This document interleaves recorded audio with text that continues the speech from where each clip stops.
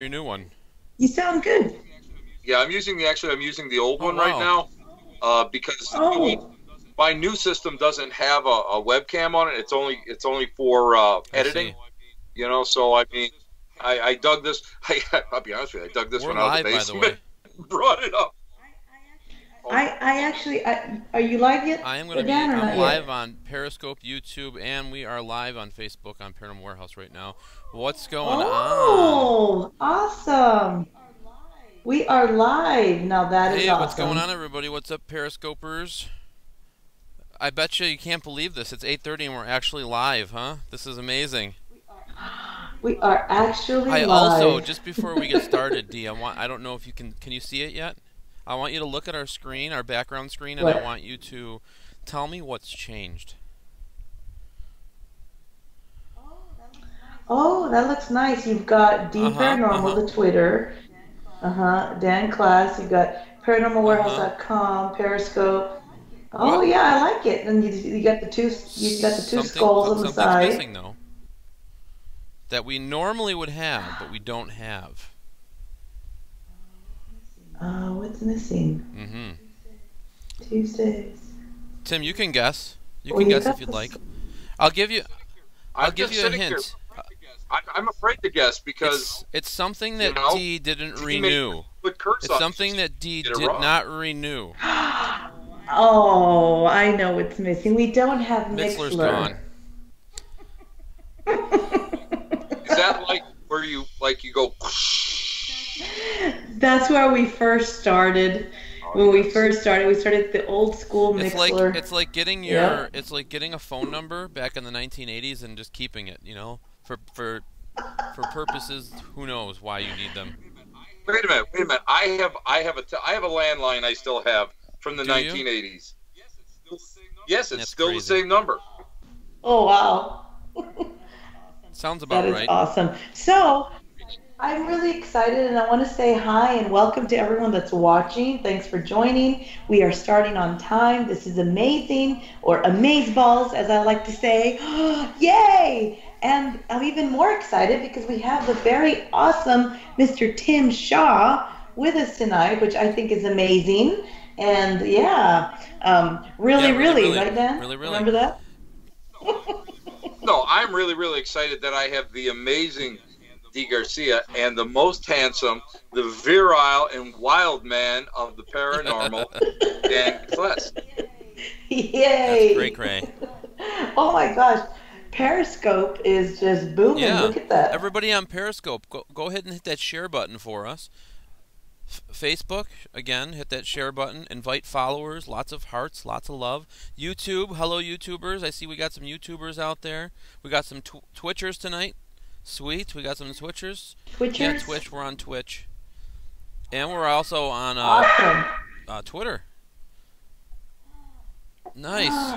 Wait, That's wait. amazing. Isn't the Twitter the Yeah, it Periscope automatically goes thing? right to Twitter. Oh. Look at that. Tim is It's enthralled. amazing. It's a miracle. It's a Christmas miracle in May. It That's is. all it It is. is. Tim is enthralled. He's shocked and he's He's having a great shawed. time. So how are you doing? How are you doing today, Timmy? How are you doing today? Very good. Very good. It was busy today. I was up at my buddy Joe's shop, Paranormal Nice. Oddities, and I had a couple extra haunted objects. I had I have so many things in my collections here that sometimes I like to go and share them. And Joe's got a cabinet of curiosities, and so I've given him pieces over time. And I had two really neat pieces that I'm going to be honest with you, I have no place for them. One actually is a clock that rings, and it doesn't, there was no battery in it and stuff. That came from local, and then another one kind of came from a real weird place. We all know about different spirits and all that, parasiticals and addictive spirits and all that. And this came Yes. from an addicted house, and it was something that was pretty bad. It had an attachment to it, but it was kind of funky looking because it's a mirror, and then there's a figure of a beautiful, shapely woman in a thong looking into the mirror, And when you look at the reflection in the mirror, it's a skull, and there's you can see all the ribs and everything. So it was sitting in my basement for I don't even know how long. So I asked Joe, and it's funny because whenever I text Joe, I go, Joe, I have something. Do you want it? And he absolutely doesn't even ask me I'll take it. I'll take it. What it is. Just, I'll take it. I'll put it in my. He just wants it. So you know what? Haunted objects seem to be the gift that keeps on giving, because I have a friend in Scotland who he's a demonologist in Scotland. He's Jesuit trained in Rome, and he removes stuff from all over, Western Europe and all through the Isles. And every so often I'll get a package from him, and you always have to worry about when you open up a package from him because you never know what's inside. But he sent me some pretty wild stuff, some stuff that and he always had to worry. He had all this stuff done to it, and then I had to re-cleanse it because I brought it in the basement. And it there was some noises, strange noises coming from the basement. So, and I didn't have anybody tied up down there at the time, so we had to go and I had to kind of clear them and bind them and get them up and out. It's good stuff. It's a draw for the shop too, right? It is good stuff. I see you doing a lot of cool stuff there. You're making voodoo dolls classes. You're doing, what are you doing? Seances. You're doing other stuff too. I mean. Yep. Yeah, we've been doing. I just finished the series, the Cabin Fever lecture series, and I've been working out of two shops, Paranormal Oddities and Dragonfly in Williamsville, New York, and at Paranormal Oddities, I just finished up a Cabin Fever lecture series where twice a month I went and taught something. I taught everything from the basics and rudimentary elements of witchcraft to seance to dowsing, and we talked about the one book I wrote about the C2D1 haunting, the temporal possession that took place at Genesee State College in 1985, and all sorts of things. And it was so much fun because you don't get a chance, you never get a chance to get out there and do this. I mean, I'm on the road a lot, but most of the time people are, they want the gallery reading stuff, the mediumship. Every so often they'll ask me to talk about a subject like this, but for the most part, that's not what, that I'm kind of known for. So it's so neat to be able to do that. Oh, and haunted objects, of course. I mean, I schlepped a Foot Locker and 3 suitcases full of stuff, and some of my, matter of fact, I got to get ready for this weekend because I'm teaching old school paranormal in Gettysburg this weekend at the that's really interesting. So I've got to schlep, and I got to get and repack all my Ouija boards. I think I'll probably take about 10 antique boards, and I'm going to probably take about 5 or 6 modern ones so people can use them. And we're going to do pendulum work. We're going to do dowsing for spirit and energy and that sort of thing. It's going to be a lot of fun. I am looking forward to it because, again, I don't get a chance to play around with this stuff. Dan's got me busy. Dan has got me like around after him, with the camera. So I don't get a chance to be out there getting my hands dirty out there in the field. Look at that. See, my hands are clean. They're all clean. And, it's funny because I retired from my day job a year ago, and I haven't stopped since. So wow, it's like you retired and now you're busier than ever, huh? Yeah. Plus, on top of it, I'm doing video work for a little cable company. They just hired me part time. That's awesome. For them, and you got to just be busy. You can't be one of these schleps that goes to McDonald's and sits there and goes, I wonder if I can get my senior coffee. I wonder what they're doing at work where I used to go every day. I don't think about that. I go and I see the guys working outside in the street. I wave to them and I just keep on going. And then I go to Starbucks. Yeah. I can afford Starbucks now. I don't have to buy lunches. Oh my God, Lord. Starbucks! I love Starbucks. I'm addicted to Starbucks. I gotta have my That's Starbucks. That's a Mooney thing, right? That's totally a Mooney thing. And for me, at Chelsea. I've always loved Starbucks, but it became worse with Mooney. I mean, Mooney. Yeah. Well, I used to go and do readings at Starbucks. I used to, because a lot of times I'm not one of these guys that has an office. I have an office in my house, as you can tell. But, I'm not one of these people that will really want an office because I don't want to be tied down. I like to work at all different shops. I love meeting all new people and stuff. So a lot of times people will want readings or whatever, and so I end up going to a Starbucks. A lot of times they don't mind, and having me hang out there. Sometimes people hang out a little bit longer, and then they go and they drink coffee and spend more money and eat like really fattening stuff that only Garcia can eat because her body just absorbs it and just makes her look beautiful. Just makes her just look ravishing. You know, she can eat all this stuff, 1,001 calories, and it only makes her beautiful. And she never puts on a pound with that stuff. So you know, see, Tim, and this is why I love you. They're disagreeing with us in Periscope. They're saying Tim Hortons. I know Dee doesn't know about Tim Hortons. Do you? Oh my God, Tim Hortons. You know, the other day I was coming down. I was crossing the bridge, Dan, and I saw that there was a Tim Hortons. I said, thank God, because I needed a Tim Hortons bathroom and a Tim Hortons back in order to keep me going for the rest of the night. Oh, yeah, A to Z. I love my Canadian. Matter of fact, I'm going to be teaching. I can't wait. Oh my God. June, I'm going to be up. Witch Doctor or Two asked me to teach up at a one-day witchcraft and voodoo event up in St. Catharines, and the Dragon Ritual drummers are going to be there. That is like amazing. You know, every time I that think is myself, awesome. I love it. Cool. You know, it's like a conjuration camp. You know that you don't get a chance to do that, and what they're gonna do is they're gonna go and honor Harriet Tubman and the ancestors, the first escaped slaves, the freedmen that first came across the river, and established a community over there in Canada, and brought with them the hoodoo traditions, and that's going to be great. I can't wait. See, that's the stuff that like gets me all excited. Dance stuff. That is awesome. Listen, D. Dance stuff gets me excited. I get to run around behind him, you know, make sure I don't point the camera at his rear Which end he's as done. he's going up Just the stairs. thank God it wasn't my rear end. That's my job. But you know, I mean, it's you know, you get a chance to do stuff like that, and it's just fantastic. You know, whoever thought that I'd retire and do stuff like this? You know. That's awesome. No, I think it's awesome. That is awesome. Yeah. It's fun.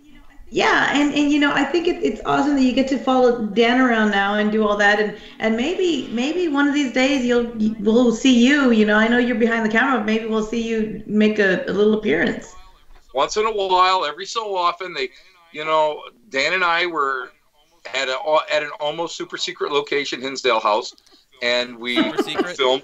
We actually filmed a segment for a major network, you know. So that and of course, I've been on a few, so I know that the 2 hours that I spent in front of the camera will equate to about 35 seconds on air. I was told today that we can actually say it's for fun. Travel Channel. We just can't say the show. So. Yes. Like I say, I've been trying. Awesome. I haven't wanted to go and announce that we were on Travel Channel, but yeah, that's going to be great. And they were what fun that was. Yeah. That was just fun. Shaylee's saying hi to everybody, guys. Oh, hi, Shaylee. Oh, sweetie, she's so cute. Hi, Shaylee. They're all saying hi to you. She's so cute. Oh, she's a sweetheart. Oh, yay. She wants to come in and get on the show. Of course she does. Of course she does. She does every time we have a show. She's got a beautiful face. She gives me a couple minutes, you know? A couple minutes before she's got to go get ready for bed, though.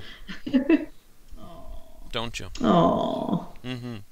Thanks for stopping by, Shaylee. We all love you. Okay, they're saying goodbye, Shaylee. Oh. All right. Oh, I heard that. So cute. She's adorable. Oh, they're all telling her hi on Paranormal Warehouse, too. Everyone's saying hi to her. Oh. Thank you. That is cute. So, you gotta go take your shower. Bye-bye. I think... Question. I know that you're... Yes, this is for Tim here. I'm sorry. Okay. Gotta go take a shower. Question. So, Tim, I know now Dan has you very busy following him around and stuff, but the good thing is, you know, you're retired from your day job, you can do this. How extremely busy are you, though? Would you say have time to film another show, maybe, in a couple of weeks? Maybe. You gotta get a schedule a few months in advance, though, and get the dates blocked. I don't know, two weeks. Yeah. I don't know. Maybe. You know, it's I'll be honest with you, it's funny because I was home roughly one weekend a month last year, Uh-huh. and I was doing a lot of other teaching and stuff during the week. And Mhm. I promised my wife, I said, Nancy, I won't be gone as much this year. She goes, yeah, okay. She goes, yeah. What you did is you didn't book as many out of town events as you did last year, but you booked more in town events. So yeah, Mhm. it's busy, but I'm actually June. I'm really busy right up until June, and then I've got one or two or three, maybe four, maybe five things booked. I'm going to be hitting you up to see what you've got going on June 9th and 10th, or 8th and 9th. I have I'll to talk look. to you I'll then. have to look. Yeah. Yeah. Yeah, we'll be out we'll be out in your neck of the woods over there close by. Awesome. Awesome. Yeah. That'd be fun.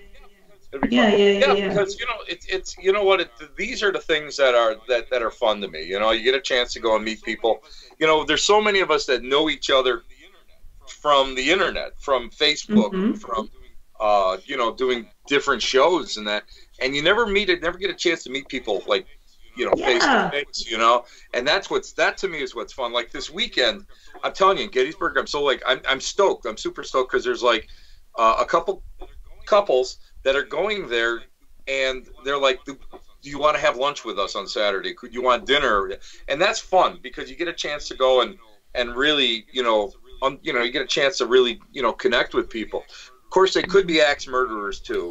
So if I don't come back from Gettysburg, I'm buried in a shallow grave someplace. But Uh, with my feet cut off, that's probably what it is. That'll be the clue. But Gettysburg's a good time, huh? yeah, for me it is because I've been going down there for so many years, and I have so many personal friends there. And one of them is Stephanie Maitland. She mhm. owns David Stewart Farm, which is a Confederate field hospital on the Confederate retreat. And that place is got some stuff going on in there. And Jolene Riley, Yeah. she books me down there a lot. I love her. She's got a lot of connections down there, and I go there. I'm in Gettysburg. I was just there, as a matter of fact, in April doing some field work actually, uh, and Mhm. I discovered that my great great grandfather, who fought there in Gettysburg, his brother was actually killed in the wheat field. Oh, wow. So I was able to trace his name, the regiment, and find out roughly in that area of combat where he was killed. So I mean, these are things that to me are really great. And I'm going to head back. I've got research I'm doing. Well, it's a pleasure trip, but I didn't tell Nancy that I'm doing a. She's gonna find out now. I'm doing a little. I'm doing a little research someplace at a murder Oh. at a murder house on the main strip down to the square. It's a real. I was Wow. there last year, and the hair on my arms just jumped up, man. It was just like so. The energy was so strong when I was walking up the stairs to where the murder took place in the 1980s. So I may be doing a little research in there. Then I might go and make a little arrangements for something that I may do. I'll be back there in November.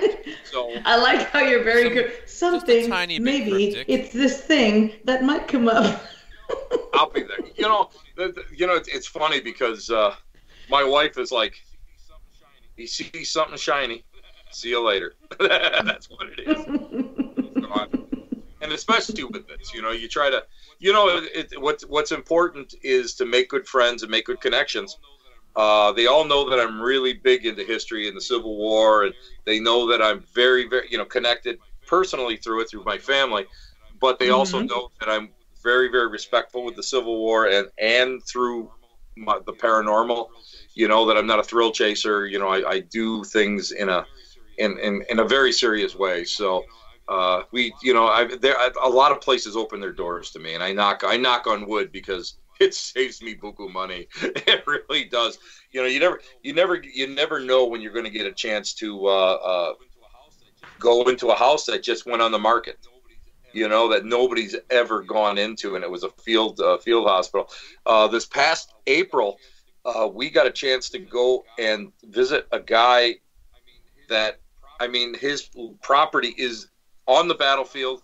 It surrounds a piece of the battlefield that the NPS owns. There's monuments, and in his kitchen, actually it's like kitchen living room type deal. If you pull up the rug, there's blood spots stained into the floor because they had used it as a operating room, and you see where there's holes drilled in the wood floor to let the blood go into the basement. And, plugged, they were plugged later on. And this last time we actually got into a church. We got one of the licensed field guides, and we said to him, "Take us to places that nobody ever goes to."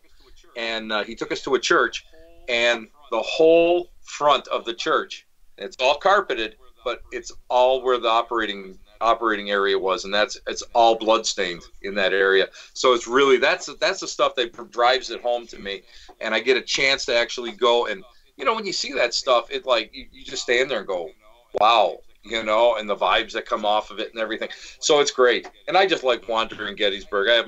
I have my favorite places. You have a place like the Reliance Mine, which is anybody who is anybody that any of the authors to go into this little dumpy place. And I mean, you have to stop in there and pay homage to it, every time you go in there. Or you have to. I mean, those are places that people don't realize are even there, And I have a couple strange and unusual spots where I start and I drink at, but because ghosts are not the only thing that float around Gettysburg at 2 o'clock in the morning. There you go. You see me trying to get back to my hotel, walking in the wrong direction, but no, gliding down the road after a glass of sarsaparilla. I floated down those roads many times, but you get a chance to get a local flavor, and then I have friends down there that are teachers, and they live down there year round, and it's so nice to be able to connect with them, and they're a font of knowledge because they'll turn around and say, listen, I have a friend whose the garage was there during the battle. Why don't you check it out? And it might be a little hole in the wall. It might just be like an old building, and now they have a modern front on it. And you go in there and you get stuff. So I mean, you never know what you're going to find. So Gettysburg is like a second home to me more than anything else. I'm getting messages from people asking if they can ask Tim questions. Yeah, guys, by all means, ask your questions, man. If you have questions for this guy, yes, ask your questions. I don't know if I can answer any of them. He'll certainly give you the best that he can if you have a question for him. So go ahead and ask away, guys, and if we see him in there, we'll throw him at him for you. Yeah, ask us your questions for Tim. Definitely, he will definitely answer them or try to best he can. But wait a minute, I'm seeing a fine Irish lager in Dave. Yes. I'm seeing that right now. Ring. Oh my God! That's because I'm drinking water. Ah. No better. Oh, I like that cup. Everything. Listen, I have Ouija underwear on right now, so I mean, I go and I don't pull any strings. I don't care, but I'm not showing you because listen. These spoken for. We're not going to be doing that. This is as far as it's going. So you know what? Actually, I'll ask you a question. Okay. So here we go. So first, before my question, Chris Moon is in the chat room in Paranormal Warehouse. Chris, how are you, babe? You are just. Hi, Chris. Tell you what, Chris Moon has got the greatest hair in the world.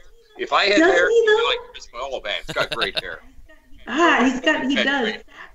Side story to that, before I ask you his question, his hair, when my mom first met him, he was standing in the front porch of her house, and I was introducing them, and my mom was just staring at him like in awe, and she looks at me and she says, because she has a little accent, and she goes, I can't believe he's here. And then she walked over to him, she goes, wait, and she grabs his hair and she just started stroking his hair, and I'm looking at my mom like, are you really just Yeah, because it was more like not you're introducing your boyfriend, it was more like you're introducing this famous guy that's standing on her doorstep, because that's how she knew him up to that point, right? Wait a minute. You know what? she didn't think it was Chris Moon. She thought it was Fabio with that hair. And he had the little wind machine going, and the hair was just. It was. Hello, how are you, his mother? So nice to meet you. That's exactly what it was too. But he has the best hair. Everyone loves it. Now I'm going to ask you his question. He says, because we said, okay, guys, ask questions to Tim. He's like, all right, to Tim, what was your first formal investigation? Go. First formal investigation was in Lilydale, New York in 1973. And we actually, I was a kid back then, and we were doing Lyceum, which is a spiritualist Sunday school. And there is one building left in Lilydale. And Lilydale is for those of you that don't know what it is, it's a spiritualist enclave, a little community. And there's one building left with an original seance room in it, and it has black curtains and black material on the walls. And what's unique about it is it has in one corner a spirit cabinet, which looks like a closet, and it's got a half door like the Dutch doors. And what that is where the medium would sit in there, and they used to believe that the ectoplasm and spirit energy would build to such a point that it would actually go and feed into physical phenomena manifestations. So that was, I got to say, that was probably my first introduction into. I think I was, so I was going back in there since 1972, so I was probably about 10 years old. And wow. The whole idea of the spiritualist Sunday school, of course, is to teach you about spiritualism, but also like the children's seances, they're there to teach you not to be afraid. You're supposed to be of service to those on this side and those who are on the other side. So it's kind of like, it's not done in total darkness. It's done during the day. And if you do see something, like we used to see shadow people way back then. I mean, that was before they called them shadow people. You would go and you would see things. They had a big old wooden table in the middle, a real thick oak one, and you'd get the wrappings from underneath. You'd hear the thing go. The table would actually would start, vibrating and moving around and stuff. So it taught you not to be afraid of it. And it's a good thing, because I poop my pants on a regular basis on modern investigations. So it didn't work for me, but I'm sure for other people it did. But no, that was the reason for it. So I would say about 1973 when I was a kid. Well, Chris says, great first investigation. Yeah. That was an amazing story. And before that, though, when you were talking about his hair, he has a bunch of laughing faces, and he says, "You're killing me, Tim." Hey, you want to know when I first heard about Chris Moon? Huh? Want to hear that? First of all, I got an article published in his Haunted Times magazine. Oh, okay. At the time was like a huge thing for me. Huge. And so I thank him for that. But it was really neat because John Zaffis came to Lilydale. First time I meet Johnny Zaffis. And, he's doing this lecture. And, of course, me, I'm just I'm going to ask him questions, because why? I can, and I paid for a damn ticket. So I'm going to ask him questions. So I asked him, listen, there's a guy out there by the name of Chris Moon, John, that has this box and Frank's box and all these boxes and stuff. What do you think of it? Because at that time, I mean, I think the Radio Shack hack box was just starting to come out, and we knew about Frank's boxes, but we weren't really sure. A lot of us back then really never had experimented with it. And I'll tell you what John said to me. He goes, "Let me tell you something. The kid is the real deal. The kid is the real deal." He goes, "I worked with him in a couple places, and that what came through that box, no one would know. No one would know." Wow. And at that point, I knew Chris was the real deal, and I knew that ITC, communications and technology was going to be the future wave of the paranormal. So yeah, that's when I first was aware. Wait a minute, I got to do my aware thing. Was aware of Chris Moon. That's awesome. That's a cool story. I like how it all circles around. That's awesome. Isn't it cool how it all just circles around? That's 9.5 years on the radio. You circle everything around. I can give you a thing and circle it around now. Nice. I like it. We got another question out on Periscope here for you, Tim. Now this is a fan of within these walls, and she knows that you're the cameraman for our show, and she's looking to keep watching. We love you, baby. We love you. Let me tell you something. You're the best. You are effervescent, my honey. You are iridescent. Keep watching, because without you, Dan will go home and cry. Yes. But she's in the market to buy a camera, and I think she's going to be hitting up Joe at the store. She wants to know what your recommendation is for a good SLS camera, since you are the camera guy, camera expert now. You know, I mean, I'm gonna be honest with you. Joe has some. They're not name brand, but they are phenomenal. They are really great with IR. They pick up so much. They run about. I can't think of the brand name because they're not Sony. As a matter of fact, I just sold my 2 Sonys because I wasn't using them, and he has got these not, they're not brand name cameras, but they have an unbelievable range. Go check them out. The camera that I use for within these walls is a Canon XA10. It's an older camera now. They go up to 30.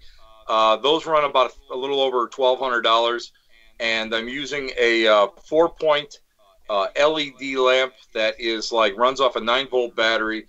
That's really tremendous, and it's bright. That's what.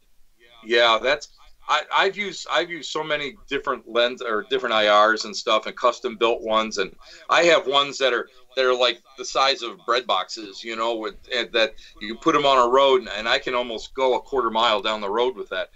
But check out Paranormal Oddities. They have some really great cameras. As a matter of fact, when I was there were 3 ladies from Canada that stopped in, that came over specifically to buy cameras and IRs.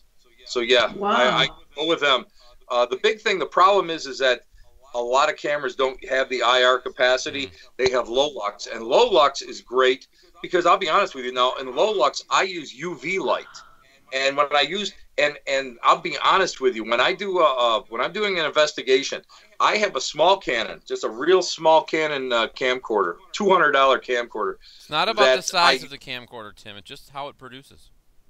It's like the wand. It's not the size of the wand. Yes. It's magic in it. Remember that. But you have to.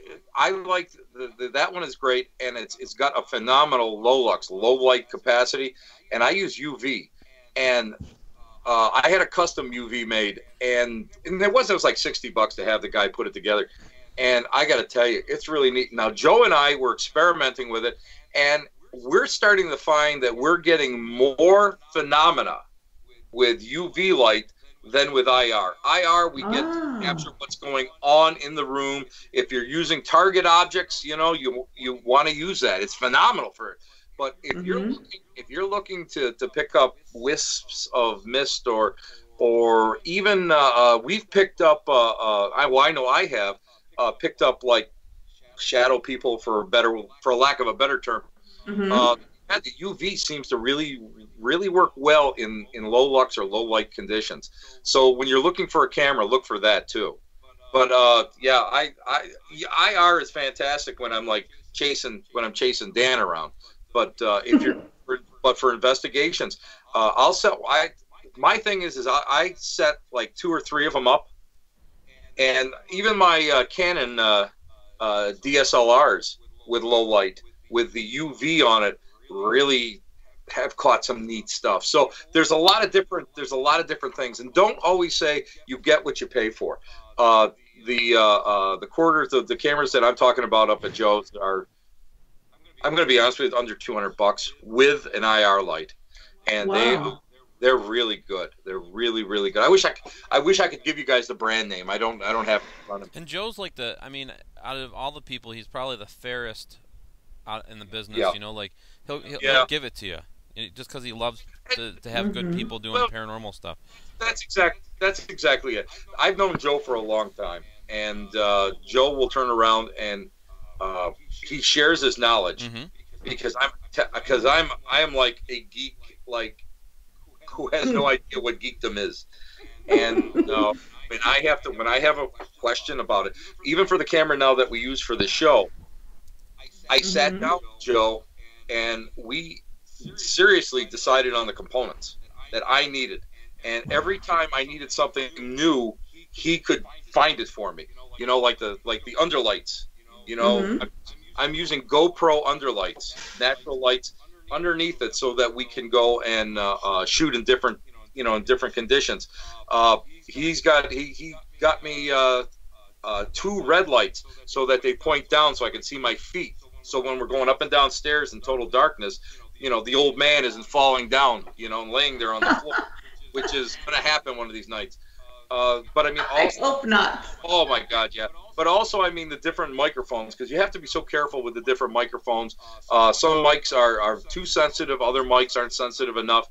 And I use mine for not only Dan's show, but when I do interviews on the road, I do that. I use a lot of it, you know. So we really sit there and figure out what will work. How far away the IR has to be away from the camera lens, so you're not getting bleed over and everything. So, and Joe's a tech head. He knows his stuff. But like Dan says, he's fair. He's very fair. When you start looking at the market out there, big time. Yeah, you start seeing some pretty high price stuff. Joe also puts together the SPE, the filter boxes for scanner units, and I can't say enough about it. Oh, that's right. For the female investigators out there, they love them. Yeah, I love them. There's so many. I have his very first mini that he put together, and I just used that at the Virgin House about 2 weeks ago, up here in Virgin, New York, which is a haunted location. And I had that thing say, well, I won't say it on the air, but the word that it used was a C and ended with sucker. And so that's what I was called. And, it came through that clear. Wow. So, Wow. Yeah, it came through. Matter of fact, the people that were with me were all like, oh, I don't know if I want to do this no more, It becomes scary sometimes, Listen, I've been F-bombed since the very first time I went out to do audio. I had a cassette recorder with a handheld mic, and the thing said F to me, and at that point, this is ridiculous. I'm not doing this no more. And of course, what is that, like 30 years later, here I am. He's still got his cassette recorder and his packing peanuts and going crazy. I do have it. As a matter of fact, I do have it here in the office because I was transcribing some. I was actually putting on digital some of my old cassettes that, from investigations and lectures and stuff that I attended. So cool. Guys, paranormaloddities.com. It's his new website. He has a page on Facebook. A lot of people are asking about the store, so I just wanted to throw it out there for Joe. Paranormaloddities.com. I've shared the link in the chat room there. And, he's got a Facebook page as well. You can find him. Yep. Pierre, if you find him, he'll talk to you too. Yeah, he's a good guy. Really good guy. I recommend him highly. And I mean, here's, even for audio, so many people go out there and buy some big name audio equipment. And I'll be honest with you, it stays in the box. I don't use it. He sold me a little Chinese made recorder. Most of the time you have to strip off all your filters and stuff in order to get, some good EVPs. This thing comes just about with no filters on it. Wow. It's great. It works. It's right up there with my Sony. Wow. Huh. My Tascam, my awesome. Sony. It is that good. And I'm at the point now where I take that and I leave that in a room whenever, when I'm starting to rove. I'll leave that in a room, and then I'll just come back and, over time I'll just break it up and I'll review it. So, and I've gotten some really good stuff. Up at Virgin on that, I've got a breath that is like so loud, and I know nobody was near me when that happened.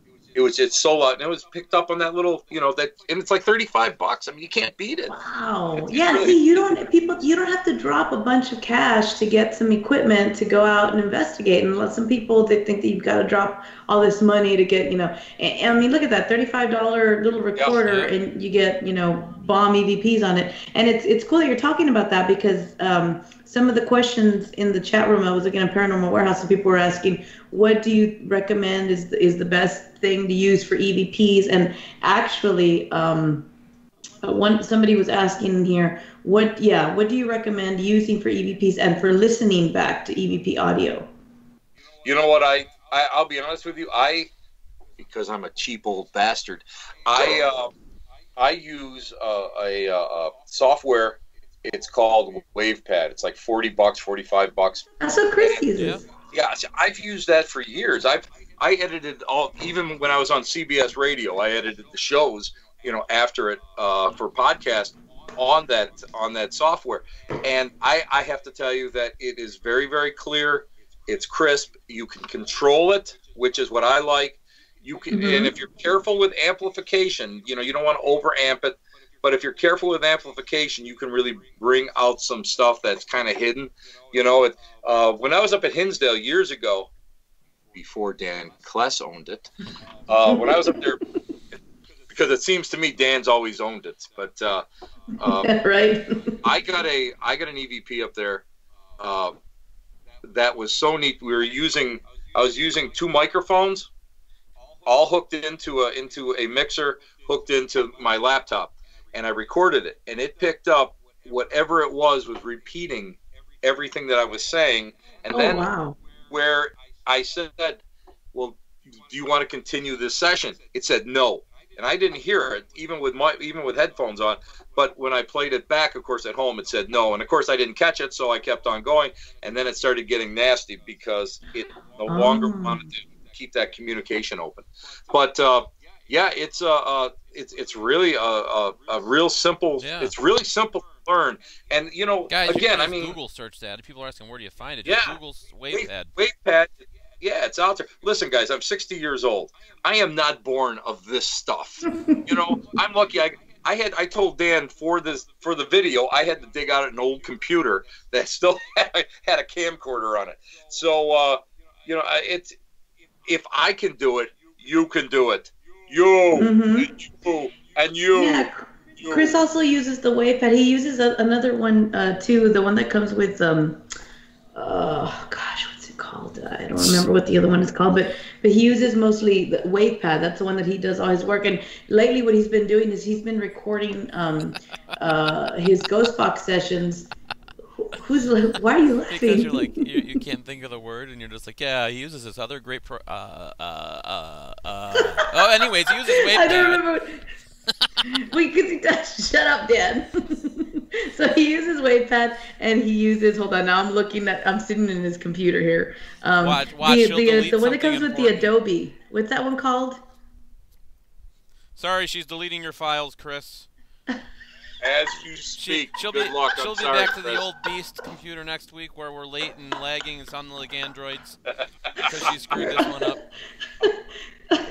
Anyways, what I was saying is that you made me forget. Oh yeah, so he's been recording his Ghost Box sessions, the private sessions that he does for readings, and offering the recordings to his clients, so that he goes in and he uses WavePad to clean them up and amplify and bring up the EVPs that come through and the messages that come through. And he very recently was working on a this weekend, actually, it took him all weekend. He was working on a murder case, and a lot of very, very, very audition. He just came and told me what it's called. He's listening to the show.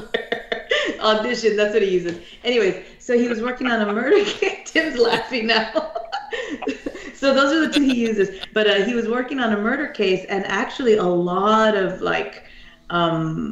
relevant information came through, and the client was very, very amazed and pleased, and he sent that off to them because it's going to help them out a lot of information that, of course, that it made sense to them, names, locations, things that they already suspected, and they're like, I can't believe this came through. So that just it took up his whole weekend, but it was something that he told me, I have to do this. He just and there's people that have misconceptions, and they think, he charged, and he didn't. This is something that he did, and he wanted to help out. And we all, what? Let me tell you something about charging. That's like, people get all norked out about that. They do. Here's the thing. It's an exchange of energy. and like Mm-hmm. readers and stuff. I mean, I don't overcharge. I mean, I'm very reasonable because, you know, I mean, I just do it now for, you know, just to do it. But when I do a lot of charity work, and I do a lot of, you know, some stuff like that. I never charge. And you know, that's how you kind of give back. You know, you have to, Mm-hmm. in this field, you have to give something back. There's so many people that Yeah. take, and they never give back enough. So you know, Yeah. that's you try to. Somebody comes up and needs something of that nature. Well, then we're going to work on it. Exactly. And I mean, and yeah, exactly. You do. It's an exchange of energy, and you give and you help. And there's a lot of course, we do charge. It's like you said, it's a service that you, and it takes a lot of time. But then there's certain cases. I mean, you look at the cases you have in certain cases, like, you know, you need this help, I'm going to help you. And We had people a don't see those things we behind the had a scenes. case that I got kind of brought in on a couple of years ago, Hmm. and a woman came in, and her son was found dead, and there's a lot of drug interaction and stuff. And one of the things that she had brought with him was a piece of evidence, and I knew we were in trouble when she brought out this bag that was clearly marked evidence on it, and it was his sweatshirt, and he had gone and been missing quite a long time. And when you Hmm. opened up the sweatshirt, you could actually see the vertebrae of the outline of the vertebrae of his back, Hmm. where he had, kind of jellified, and all that was left was the vertebrae. And that was something that we did. We did the case. I added into the case, and we were pretty close. We're pretty close to what really happened, and we were able to give the mom a little bit of peace of mind on, that it wasn't, because it was claimed that he had hung himself, and that's not at all what I felt, and that's not at all what anybody else felt. So, that's what you do it for. And you're not going to charge. What the hell? I'm not that mercenary. Hell, I got a pension now and a part-time job following Dan around. He doesn't pay well, but that's all right. Pay might be I coming. You never know. I got a knit hat. I got a knit hat from Dan. That was like my pay. You know what? So I wear it like it's 90-degree weather, and I'll still wear it. Nice. Dan. Yeah, what's the matter? I love having control of the show. This is great. I just want you to, Dad. What the hell was that jerk? That was you taking a bite of a 9-foot pork loin in Iowa. He put up a picture of me eating. I hate you, Dad. You know what? I'm glad I don't see what's going on, because I would lose track of it totally. Oh my God! I think Chris remembers that day. Yes. I'm getting Yeah. Ashley is reprimanding me. She's telling me I need to be good. I'm in trouble now. You do need to be good. Ashley has spoken. You need to be good. Yes, I need to be Let's good. get serious I here. need to not show those pictures of Denise. I had another one of her eating tacos, but I thought I'd go with the 9-foot pork loin. Oh my God! You suck. It's good. I don't even have my phone, so I can't even check it out. I had to figure out a way to get a snort out of her somehow at some That was a point. good one. I caught that snort. Yeah. Even I jumped back Yeah. a bit. I was trying so hard not to be rude and interrupt him by laughing. What do you think that's going? Do you think that's the first time it's happened? Oh my God! People were like on Periscope. They thought they were like swooped into another scope or something. All of a sudden, there's this picture of D like trying to chow down this giant pork loin on a mini. The bun was huge, but it looked small.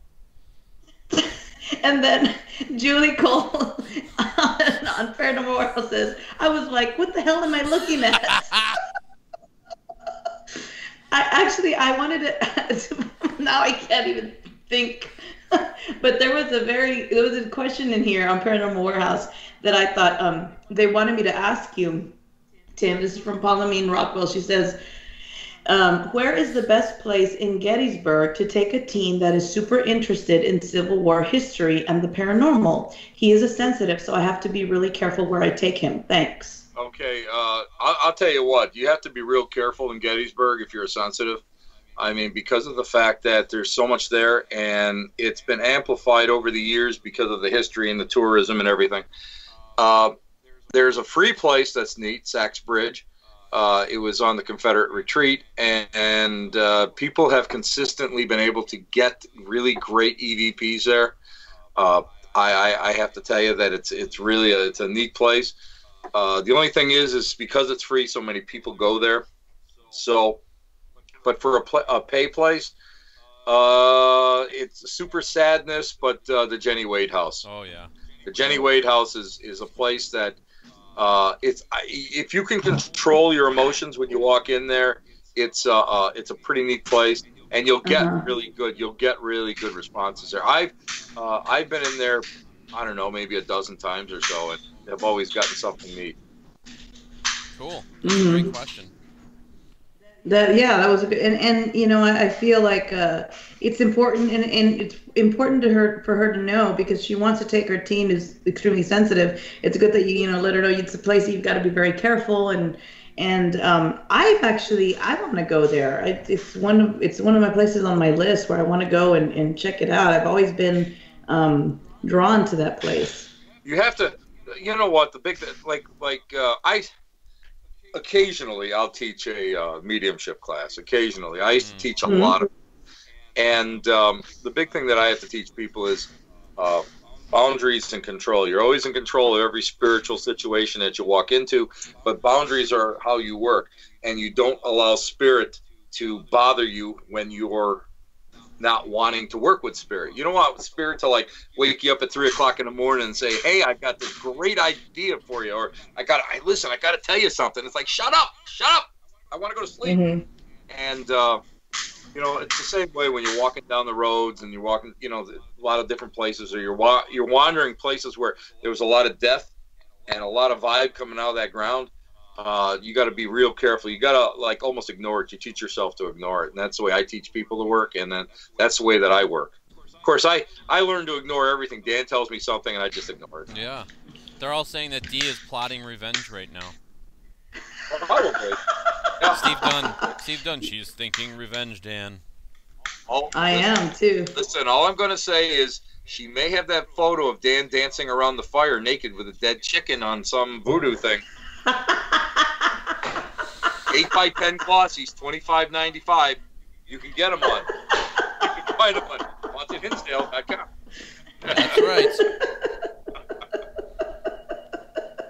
She's thinking revenge, Dan. That's true.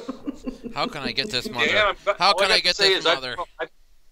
I've done a lot of skyclad stuff in my life. I'm just glad there was no film at 11. Right. Oh my God! What made you want to do that, Daniel? I needed to get the snort before the end of the show. I mean, if there's one thing that's consistent, what's going on?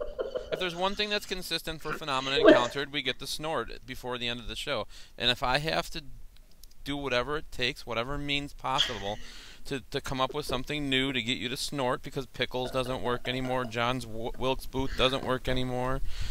It's old. We got to come up with new things. Not even listen. I'm not even going to go into the whole concept of snorting and sex magic. Okay, we're not even going to go with that. So wait, no, now I'm intrigued. Yeah, no. Please what do they say about snorters, Snorting Tim? and Give us your expertise. You guys want to learn about it? You guys got to read about it. Oh, is that a special class? Well, I know about sex magic. I have read about that, so I know what that is. But how do you imply the snorting? Because it's the emotion that's associated with a physical action. So the harnessing of energy. So the snort laugh, and the sex magic together will amplify it? Because sometimes a good snort is equal to an orgasm. Wow. What? So this whole 2 years, I've been making her snort every week. Yeah, baby. Yeah, baby. Yeah. Yeah, I'm going to tell you what, Dan. Where's my? I wish I had my soundboard here because I'd be picking up some 1970s porn music right around now. Oh, sorry. Oh, Tim, you started a trend, a new hashtag: snorting and sex magic. Hashtag, guys. Nice, I like that. Oh, it's funny that you bring up the sex magic because I have heard about that and I read about that, and that's actually, a lot of people think, oh, whatever. When you really magic stuff like that works, you read about it. It's everything is the harnessing of focused intent, focused energy. Everything is. The more focused it is, the stronger it is. So, when you start talking about sex magic, that a lot of that is all of that harnessing. It's the psychological buildup of the whole act going into working with the magic. Wow. We look at the ancestors. I mean, they had sex in the furrows of the of the farms. In order to go and have great crops. I mean, that's just the way it was, and all of this has gone and of course has evolved over time. But the basis of it is still the same. It's all still the same. Yeah, and then you throw the snort in on top of it. I mean, Jesus. I've never heard of sex magic and snorting, but I have heard of sex magic, and I will say sex magic does work. You want manifestation, sex magic works. That's all I'm going to say about that. I'm not going any further than that. Because next thing I know, we'll start hearing D cells rolling around and buzzing, and I don't know what that means. Yes, it is getting very complicated, Ash. I don't know. I can't handle all this complicated stuff. We're diving into realms that aren't meant to be dove into at this point. See, Chris agrees with me. He says sex magic works. It does. There's a great book out written by, I can't think of his first name, but the last name is Craig. And it's entitled Sex Magic, and it's probably one of the, no pun intended, seminal books on it that has been published in this, in the modern time. So it's actually good. But if you're looking for something that's a little bit even more traditional with a twist on it, is Gardarian, the Gardarian magic traditions, because there's a lot of kink that happens to go with that one too. So I mean, there's a lot to it. You just have to when you start working with it, and I mean, you guys know pretty much the cast of characters that I hang with when it comes to doing the work I do. Everything. Everybody from Santeria and Hoodoo going right into Pentecostal circles. So I go the whole gambit, and I get a good chance to meet people, and we talk. And sometimes the stuff that they tell you, you're like, okay, and the more you start delving into it, the more you start seeing how effective it is for their tradition, their cultures, their mindset, the social mores of what they're working with. And it's all about that energy and about it does and it is. People are like, what is all this? What's going on? Some people are like, is that like long distance sex? No, it's not long distance sex. I don't know how absentee sex works. I don't know how that works. So I don't know. Paracostal kink, Ashley said. I'm not getting into that. No way, no how. Sorry. And now people are saying next week on Sex Magic. No, but I will. That could be maybe your third show, Denise. Oh, Sex Magic. The art of sex magic. We could get you. You could get you and Tim and Bernice to do that show. Because she always talks about this ancient thing to get pregnant. I mean, she could probably get some good input. I mean, 54 years of doing it. You never know. As above, so below. Don't break, as without, so within. Break out my cape. It's true. See, Tim knows what I'm talking about. He knows what's up. As above, so below, as without, so within. Balance. Sex magic works, period. Everything is balance. But everything is balance. That's what, I mean, the only time that it's almost like casting spells. The only time you have a problem with them is when you doubt, if you're afraid of it, or you're out of balance. And if you're out of balance, of course, that stuff is going to come back at you. But if you're within balance and you know what you're doing and you really work with it, and you are in super laser point focus, you no longer fear karma. You become an agent of karma. So yes, this is great. Do you ever hear like that? Birds of a feather flock together. You ever hear Mm-hmm. that saying? Now I'm seeing in the chat room here we got people coming out of the closet. Zira, Trisha, they're all saying that they Uh-huh. snort when they laugh as well. I mean That's See? awesome. we See? got a group of snorters in there. You know, Back in the 70s and 80s, a group of snorters had a whole different connotation back in disco. But now, Christopher, I know Christopher's in the chat room. I'm going to tell him something. He's listening. Christopher, apparently I'm going to have to start incorporating my snorts into the sex magic, babe. So get ready for that. there's an audience for it. Live on Viddy Space. Sex Magic. Chris and Moon. Yeah, explain that. Oh, no. Hey, excuse me, Elizabeth. We're going to be replacing Ghost Box Chronicles tonight with Sex Magic. You think that'll fly? Hey, I tune in. I think I would too. Actually, that would be interesting. Yeah, I would. There you go. There you Oh, go. Lord. Oh. We went And there. Elizabeth in a serious face and serious, she'd be like, "Well, I think I'm gonna have to get a new contract for you guys for this one." Okay, and then just sign you guys a new contract. It would be good. Oh, Lord. Heather says, brace yourself, Mooney. Dominus Cuvisco Echo Spiritua. Good luck, Mooney. Good luck, Mooney. I'll be sending some juju tonight. Yes. Extra juju. Oh, man, that's great. So, great night for the guys. That's from our friend Kyle. Great night for the guys. Yes. Oh, see, it's always I told you guys, everyone that's tuning in and listening, everyone at Paranormal Warehouse and on Periscope and YouTube and Twitch and everywhere I told you guys, don't miss this because we've got the great Mr. Tim Shaw and he's amazing and he talks about anything and everything and he knows it. He knows, come on, he brought up sex magic. Come on, where else are you going to get a quick little class on sex magic? Come on. Yeah, exactly. Yep. Yep. It's funny because even like when I'm serving churches, I have to be really careful when I have to rein it way in when I'm doing, we're speaking at churches or whatever. And every so often something like that will sneak out and I'll go, did I say that? Wasn't me. One of them on the other side and they want to talk about it. I just do that. I just blame them. Wasn't me. I didn't say fart in church. I didn't say it. It was them. Daniel. Yes. Daniel, really? I don't even want to know what he's doing. She's paying homage to her tacos. Oh my God. Daniel, I hate you so much. I love tacos. I love them. I love tacos. I love them. Taco, taco, burrito, burrito, taco, taco. Will you stop? Why do you even have that picture? What the hell? I save everything to use at a different time when you least expect it. Thank you. Exactly. That's Daniel. Out of sight, out of mind. So, oh my God, Dee is kissing the taco. Yes. It is Taco Tuesday, right?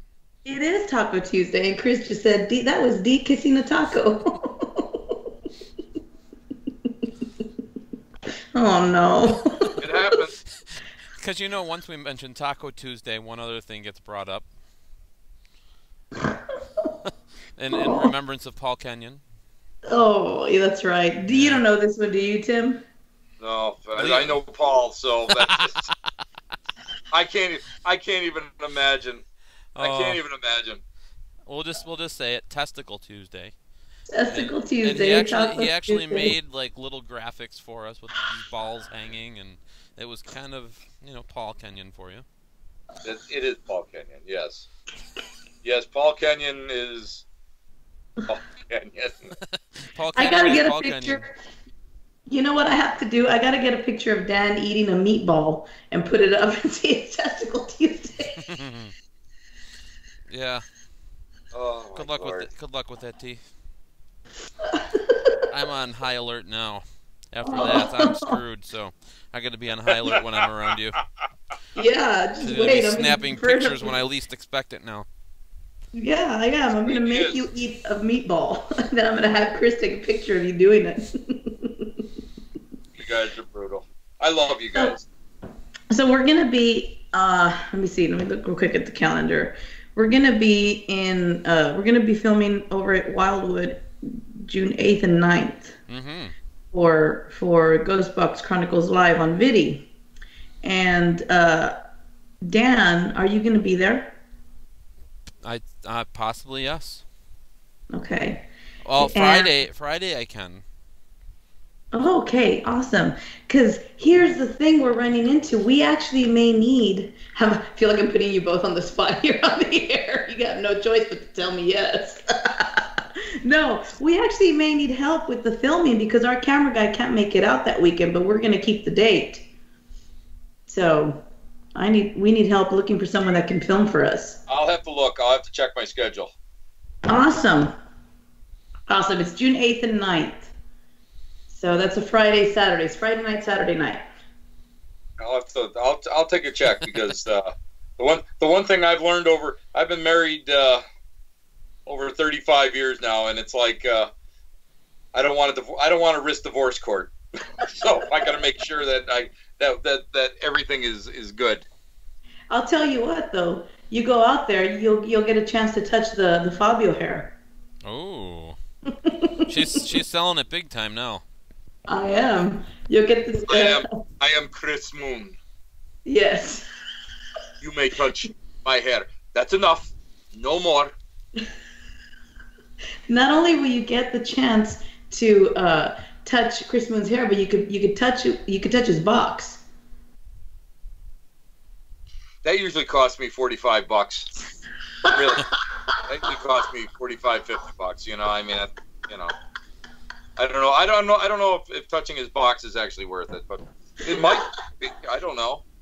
You know? Yeah, it is. I have my picture I think Dan's played with it before. I have. Well, I haven't played with it. I've touched it. You've touched his box. I was scared to play with it. It's very large. Yes. Yes. And it was very woody.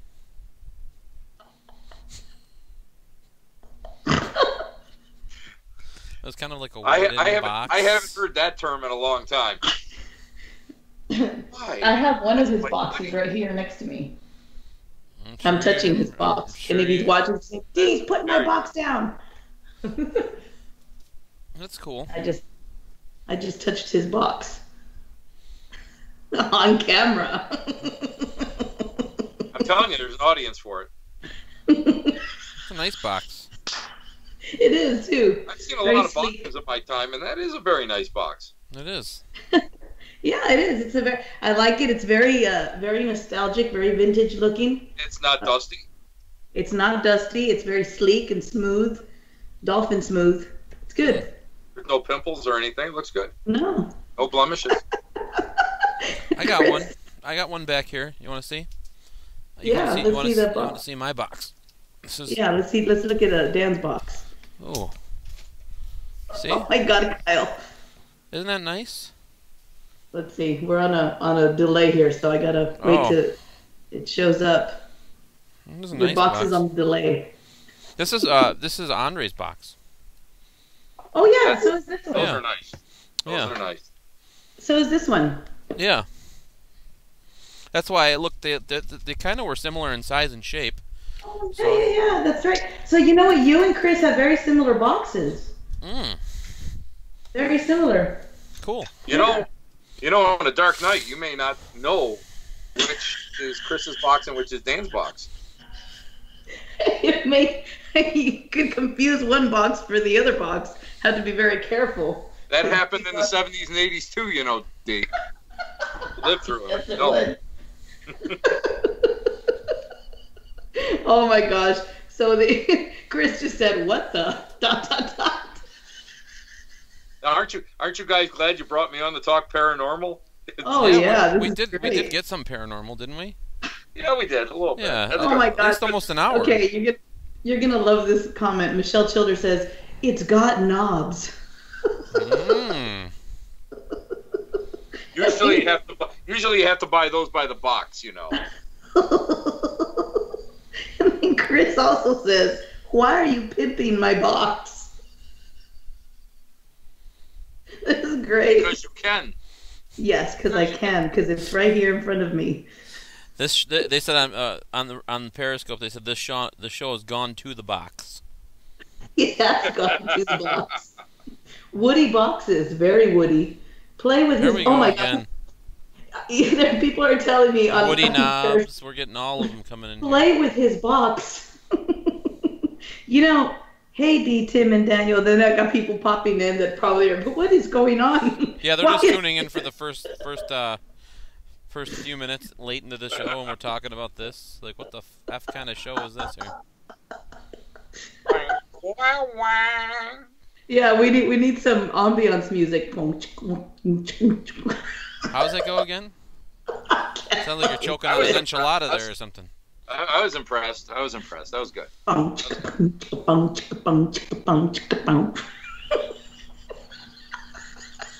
Oh no, Tim's pulled out his pipe. Uh-oh. They're talking All about right, boxes. I have to have something. You guys are playing with boxes, so I Let's- gotta have something there. Let's get Tim to promote his upcoming stuff. Yes, Tim, come on. Enough about boxes. What do you got coming up? I'm for having everybody? I'm having a good time. I know, but we still should let everybody know what do you have coming up next, where they can Yes. meet you, hang with you, chill with you. Mm-hmm. Yep. I know Well, I'll the be up- tickets are very limited, so for everything you Yeah. do. As a matter of fact, my reading night at Paranormal Oddities went on sale. Spots went on sale this morning, and it's filled up. It's sold out now, so that's pretty cool up at there. We'll be doing another night there. I'll be like at St. Kitts at the. I'm trying to think. It's the Witchcraft and Voodoo Sunday they're having. They're gonna have really cool speakers, and again the Dragon. That's this Sunday?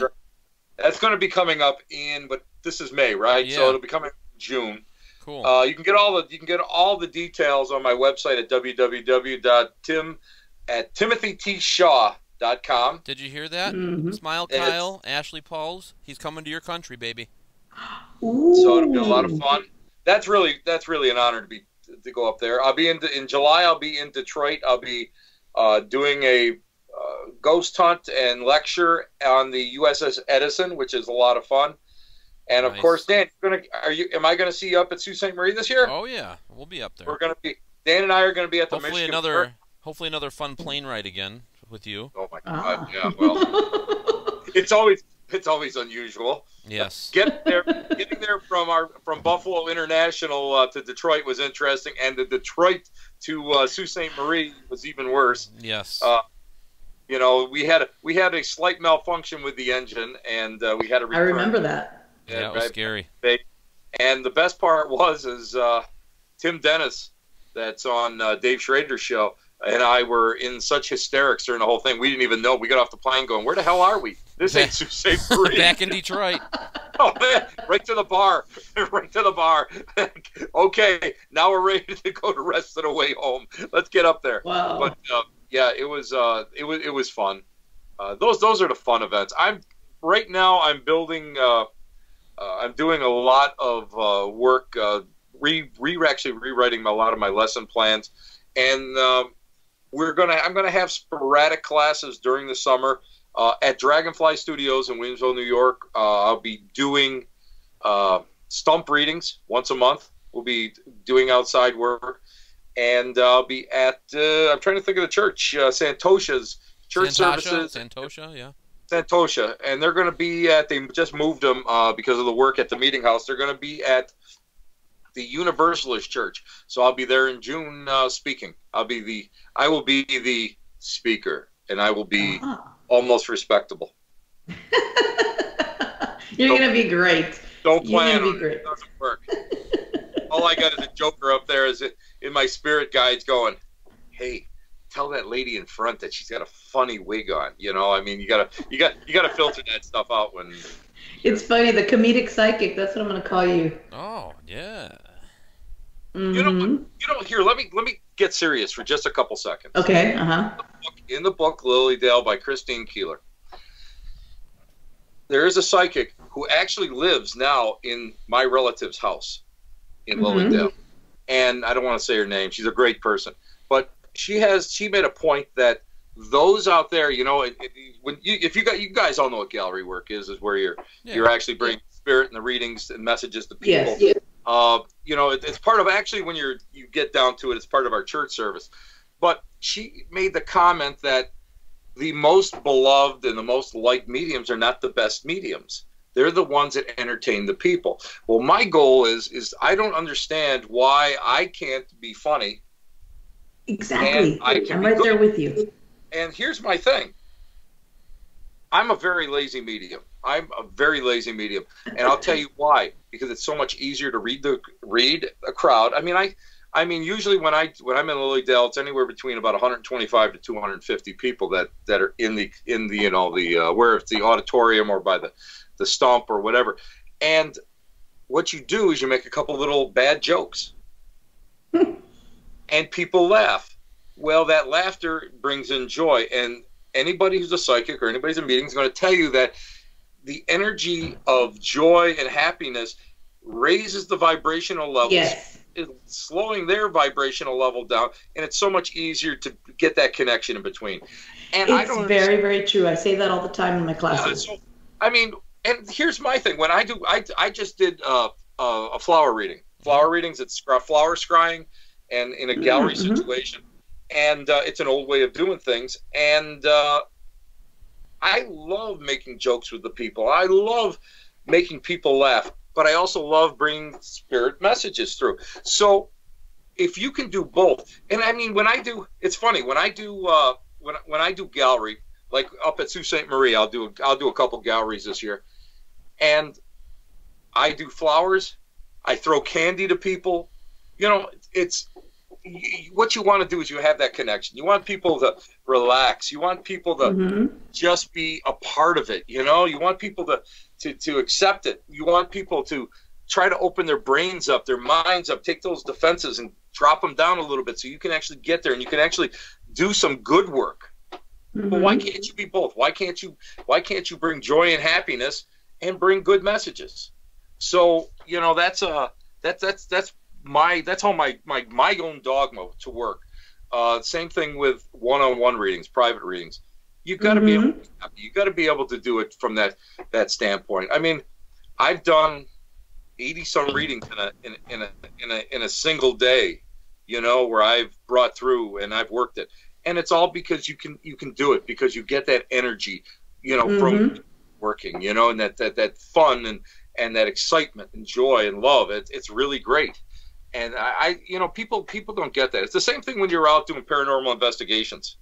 I don't know how many times I've got some crazy EVPs while we're laughing and while we're telling jokes, or somebody passed gas in the room and everybody's in hysterics, and you get this like, what was that? I mean, I swear to God, I got one of those. What was that? You know, that was somebody over there. Yes. Oh, excuse me, that foul smell. That's not death. Death is not in the room. That is the enchiladas that you had for dinner last night coming out. But these are the things that you know, over the years I've found that the more serious you are, the less interaction you get. And, you know, back in the day, and I remember like the old mediums, the old stuff. I remember when they would go and they'd be talking and they would have another voice coming out of their solar plexus, a second voice, and it wasn't ventriloquism. There was no way. And you know, they'd be laughing, and they would find the joy in it. And again, they were able to go and do this work. So, and it was effective. It was very effective back then. So why not do it? Why not approach all this? Come on, you know, and Dee, you know, you've done the gallery, right? You've done some gallery. How many people are there in front of you that look like they have diarrhea and duct tape on their ass? They're like this. They're like this. You know, please breathe me, please. You know, I don't want that. I want people to be relaxed and laughing, because, I mean, I don't want that. I don't want that tension. I don't want that stress. I don't want. I love it. I love that. You know, and that's like you and I have that in common, 100%. I always say when I start, whether I'm talking to a group of people or in an online gallery class or wherever, or just one-on-one, where I always tell them, you know, this is my style. I joke, I laugh, I am serious about my work. I believe 100%. I'm very confident in my connection to spirit and in my, but this is me. And I can tell you right now, I feel like I know for a fact, I'm confident 100% that this is how spirit uses me to bring healing through laughter, through making people smile, through making them laugh and make them feel, you know, some people are just down in the dumps and depressed, and you raise their vibration, you make them feel better, and you bring them up, and they have a better connection to spirit that way. And I always say that. My mentor is Sharon Klingler. And she lives in Ohio, and she's got a place in Lilydale. And I took an advanced mediumship class with her, and she rocked my world. I just tell you that she rocked my world. She pushed me to levels I never thought I'd ever achieve. And it was all about leaving the client, leaving the person that you're reading empowered. And that goes all the way back to, you use that same philosophy when you're dealing with negative hauntings, and when you're counseling the clients, when there's all this crazy shit going on, you know, and you know these people are in pain, so you got to get there and you got to be able to, you know, break the wall down, kind of.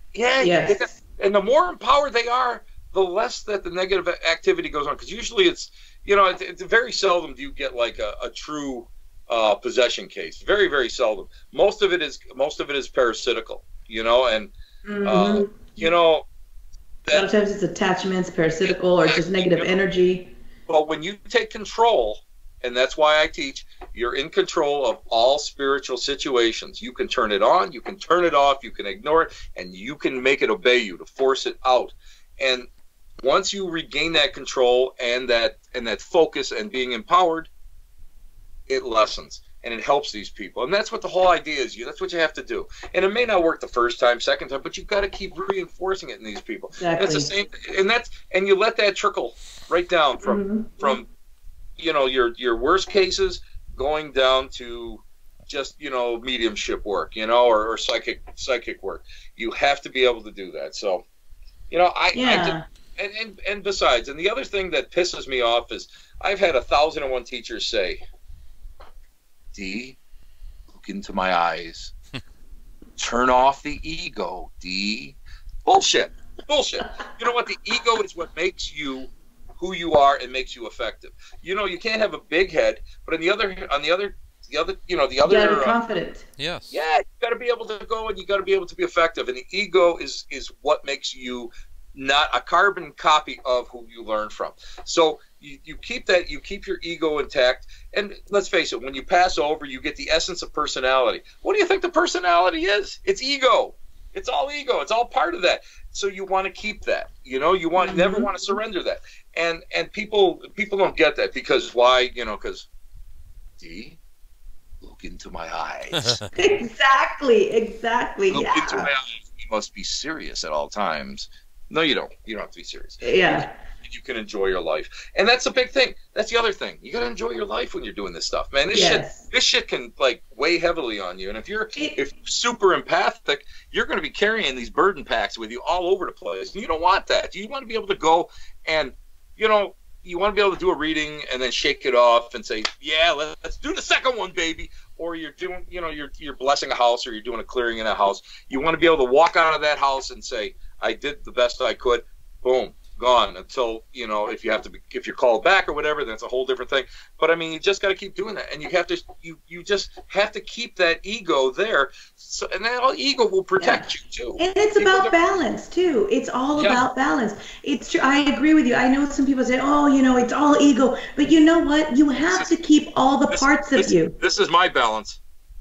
Yeah. You have to keep all those parts of you true and 100%, and you have to be true to you. And if that's a part of you, that's a part. But it's about keeping it in balance. Like you say, you can't have a big head, because that's not going to be good. That's not in balance. But when you keep that part of you, you nurture that part of you, and you keep it in balance. It's all as above, so below, as without, so within. Everything in balance. Everything is part of the same. You know, there's light and dark, and you have to respect and nurture all sides. You have to. Study any religion.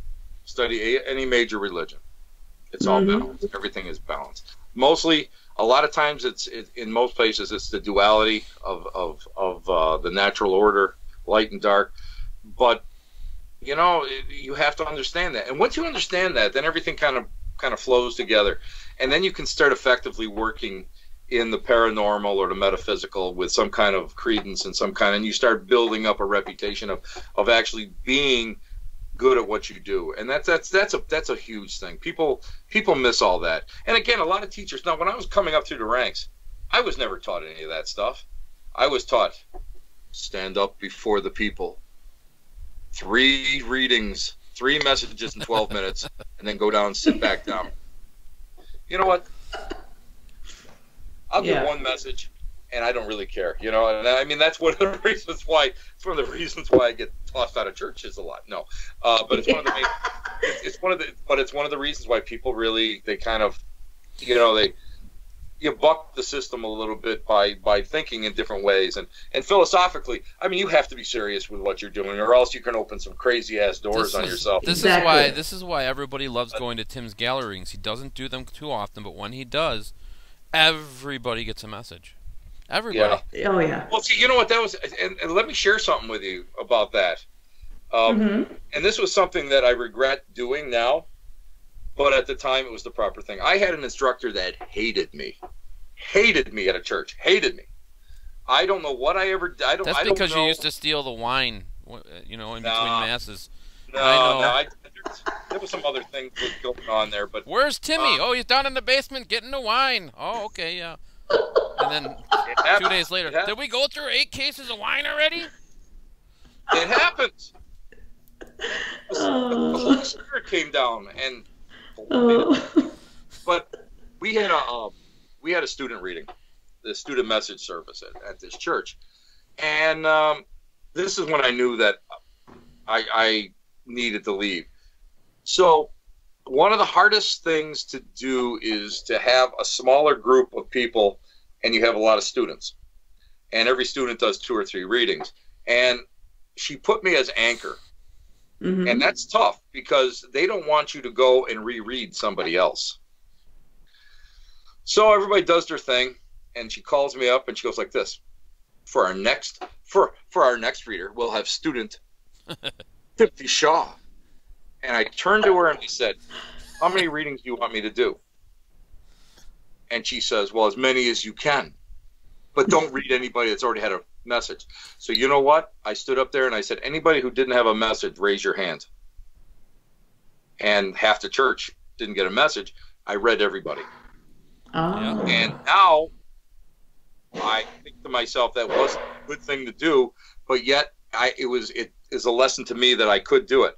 When I do the big gallery, 60 people, 100 people, there's no way in 45 minutes I can give everybody a reading. There's absolutely no way, because some readings are longer, some readings are shorter. You're telling stories. Sometimes you have to take that break where you have to disconnect, so you're telling a funny story in between everything. And what I'll tell them is this: my time is yours. So anybody that did not get a reading, that wants a mini reading, just a couple-minute reading, that wants to come up and talk to me about something, I'll stay in this room for as long as it takes. Sometimes I'm up there 2-3 hours. Yeah, that's why. That's why we always put them on last at the psychic fairs too, because we'll be done with the psychic fair at 5 o'clock, and it's 7 o'clock, and we're like, oh, is he ever gonna finish yet? But he does them all. Tim, hurry up! No, but I mean that's part of it. You know what?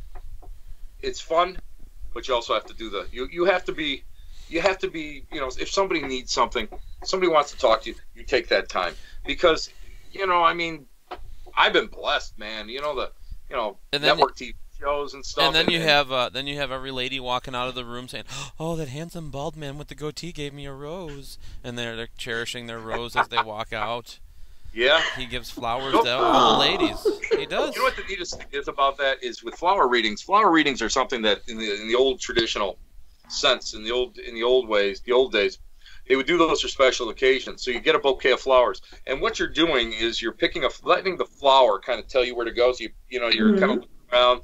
One flower will attract you. You pull it out, and you look at the crowd, and you're kind of looking back and forth, and you kind of scry where it's going.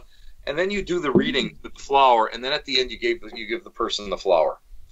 And Wow. one of the neatest things that I've ever seen was a lady came up to me, and I didn't remember her. You know, I mean, I do so many. I'm all over the place. You know, I can't remember anybody. And she came up to me, and she had in her spiritualist manual. Every good spiritualist has a spiritualist manual, and it's got poems, and it's got the dogma, and it's got prayers in it and stuff. But she opened it up, and there was I had given her a flower reading back probably 10 years, over a decade ago, and she saved that flower and pressed that flower in there. So that, to me, you know what, if I never do it again, that right there was something that was worth it. It was worth doing, you know. So that's fun of it. And again, you do stuff. I mean, like I say, I don't take it seriously, but I take it serious enough that I want to make sure that the people get what they what they expect.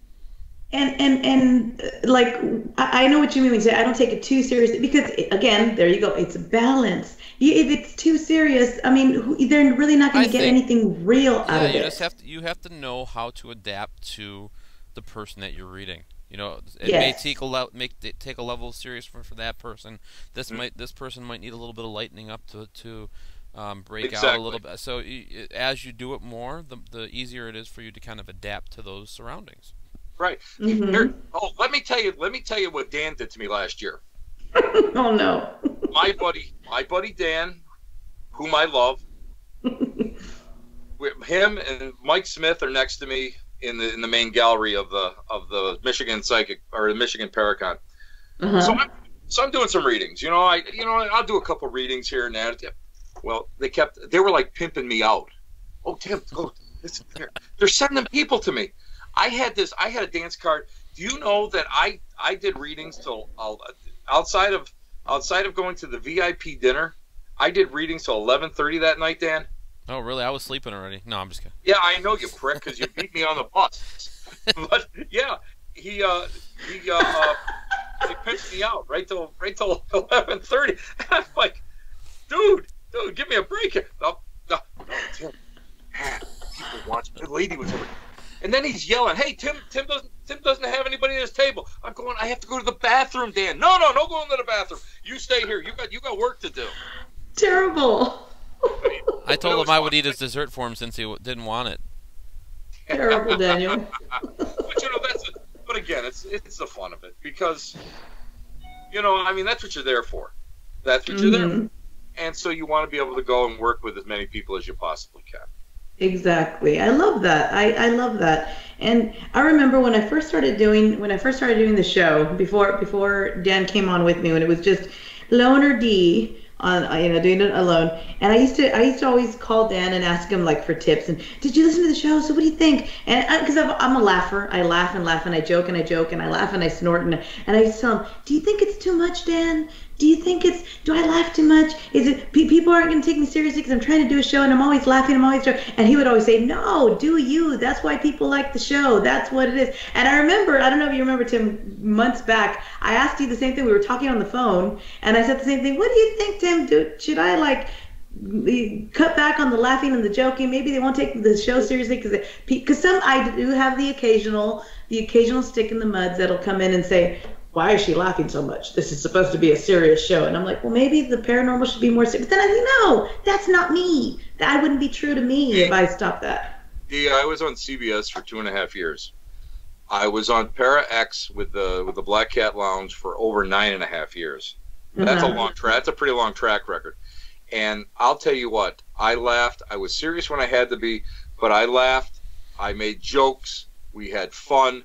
And the guests always came back, because it was fun. It was enjoyable to them, and that's what you want. You want to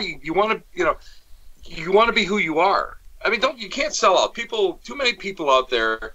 They take some crazy class someplace, and they're saying, well, you shouldn't be doing this. Well, you know what? This isn't like being on terrestrial radio. Terrestrial radio, when I was on CBS, you kind of had a total line. But internet radio now, you're able to be yourself, and you're able to get out there, and you're able to be effective, and you're able to, and you know what? Screw the people that don't like you. You know, screw them. I don't care. Tim, remember me calling you like right when I first started off with D, and I said, "Yo, you got to listen to the show, right?" And Yeah. I remember you listened to it, and after I got done with it, because Tim was kind of like he is a mentor to me. He's helped me out with a lot of paths, going down certain paths to where I am today. That means, you know what that means, D? That means that he unloads my walker for me when I go up to Hinsdale. And I will. But I had called him up to see what he thought of the show, and he goes, "Dan, I think you got something there." He said, I just love her energy, and I said, I know, this is great, and he told me to stick with it. And here's the thing: you have to separate yourself out of the pack. You got your skeptic, mean-spirited people on one side. You've got your duct-taped ass type people in the middle, and then you have people that will laugh. It'll be like all too funny and not enough content. So you balance it out. And I mean, again, Exactly. you're keeping your ego, you're keeping who you are. And when people meet you at the events, it's like they've known you for years. Yes, that's what I get. You're exactly who you are at the events that you are on your podcast, your radio, or whatever. And that's what it's all about. That's what it should be all about. And again, people don't get that. People take too much stuff too seriously in life. You can't be that serious. I agree. Although Dan does have a rather large roll of duct tape stuffed in his trunk. I don't know what that's for. I don't ask about the duct tape or the tarp or the shovel. That's because I'm anal about cords, Tim. Oh, okay. Chris Sutton agrees with you. He's in the Paranormal Warehouse chat room, and he says, "Exactly, Tim." He agrees with you 100%. Hey, you know what that is? That's from the old days. I think that's what it is. When guys like him and I were just like, there wasn't that many outlets. You had magazines, and that was about it. Magazines, and you had Art Bell. Oh, yeah. So I mean, I'm sure that Chris and I both came up, through the ranks, remembering those, and now, I mean, the competition is so much greater now, but who cares? You do this for intrinsic reasons. If you don't do it for intrinsic reasons, why are you doing it? Exactly. It's not worth doing. It's not worth doing. So you do it because you enjoy it and you love it. And now with all the different networks out there, you're able to go and seriously do whatever you want. Within certain boundaries, of course. But I mean, it's. You're able to do that. And who's there? This is a long time ago. A guy told me. I had a lot of questions about doing different things, and he said, "Who wrote the rule book? Did you write the rule book? I didn't write the rule book. Write your own rule book." And Mr. Arm down at Trundle Manor in Pittsburgh. If anybody ever gets a chance to go to Pittsburgh, that guy is they're like Rockabilly meets the Addams Family. It is so cool. And I did a little half-hour short on them, and they're just so great. Him and his wife. And his big thing is, he uses a movie analogy. He goes, "Who wrote the script to your life? If you wrote it and you don't like it, change it. Change it. Yes. Change it. Yes. If you like what you're doing, keep doing it. If you're not hurting, who cares? And again, do it for your own satisfaction. And that's the way I do things. Yes, 100%. Exactly. You have the power to change it. You are the writer. You're the director. Exactly. If you don't like it, change it. Make changes accordingly and move forward. Exactly. People don't get that. People are so hung up in this whole social thing where, I worry about what other people think of me. Well, you know what? I did that until I was about, mid-40s, 50s, and now I don't care what anybody thinks of me. I love it. Really, when you think about it, and it's and I'm a survivor. I mean, I'm here for a long time now, and you just do it because you want to do it. And the big thing is the innovators out there, the people who have pushed the boundaries in everything, not just paranormal and metaphysics, but everything, are the ones that have followed their own paths and have done what they wanted to do. You look at art. I mean, you look at the different phases of art, and you look at the beauty of art. If everybody painted like Rembrandt, it would be boring. If everybody Painted like Picasso, you'd probably be on meth or something. But the idea is that you go, and it's a celebration of being unique, and it's a celebration of being different. So I mean, you got to be able to you got to think like that, man. And in the different fields, especially paranormal, we'd all be doing shit that was like, ghost hunters were doing in season 1. You don't want to do that. You want to be innovative. You want to do stuff. You want to try stuff. And here's the bottom line. Sometimes it doesn't work out. Most of the time it doesn't work out. Let's try it again. Let's do something else. And that's all. You move on. And you just don't worry about it. You don't. And like even in meta. And here's something I'm sure that especially in reading. I teach my students this. This is a big thing. So many people are worried about making a fool of themselves by what comes out of their mouth during these readings, gallery or whatever. And I tell my students this. Spirit will never make you look like an asshole. Never, ever, ever. You can do all that all on your own. But if you're really working hard at it, Spirit will never do that. And you won't do it because you now become the voice of Spirit, and it flows through you. So you'll never have to worry about it. And people, and when you start thinking in that type of terms, all of a sudden the students go, so in other words, I don't look like an idiot. I don't sound like an idiot. Same thing in paranormal. You know what? I want to try ping pong balls here. Do it. Yeah. I want to try this. I want to try that. I want to go and I want to introduce, ice into a location. I want to drop the temperature. Do it. Innovation is doing different things. And I don't know how many. I won't even go into how many groups that I used to belong to, and I left because I don't want to be somebody's lackey, and I don't want to have to conform. Yeah. And besides, I didn't like the logos of their shirts. Joe, Dan's got some cool ones for Hinsdale, but I love Dan's logos. Some of these other ones, I mean, I'm not a big fan of the black shirts. So I have pink. I know you do. And you saw me with my new Ouija board, my pink Ouija board. Yeah. I love it. I got it's in a little purse, and it's got a little pink planche. It was only made for a couple of years. I think Hasbro or whoever made it got a lot of flack for it. So I wanted it for my collection. I wanted to put it on display here. So that's awesome. I got one, and I even wore it. Actually, photographic evidence of me having it on my shoulder, and I totally rock it. But you don't see the 9-inch stiletto size 13 heels that I'm wearing. Actually, he's probably not even wearing pants if we know him. So. No! But you don't see the 9-inch what can I tell you? Size 13. What can I tell you?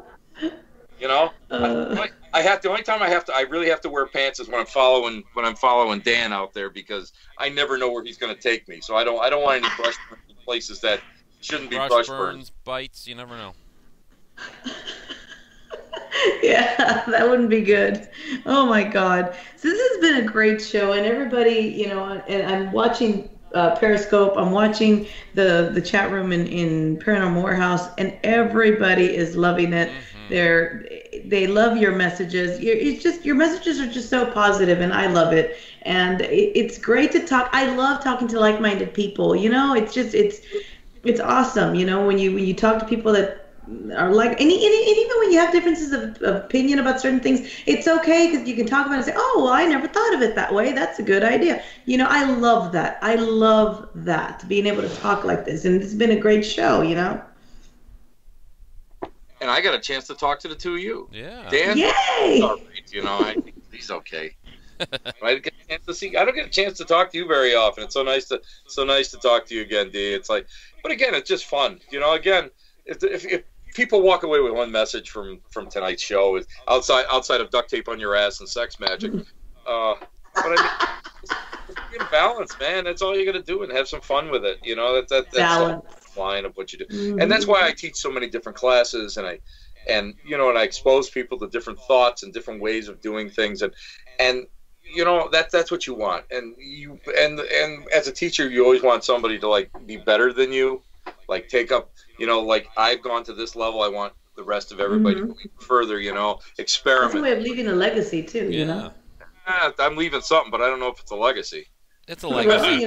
it is a legacy. Think about it. Like you're saying, you've got your students and you want them to excel, and you're teaching them and you want them to do better than you. That's a legacy right there. And then whoever they teach maybe can go higher.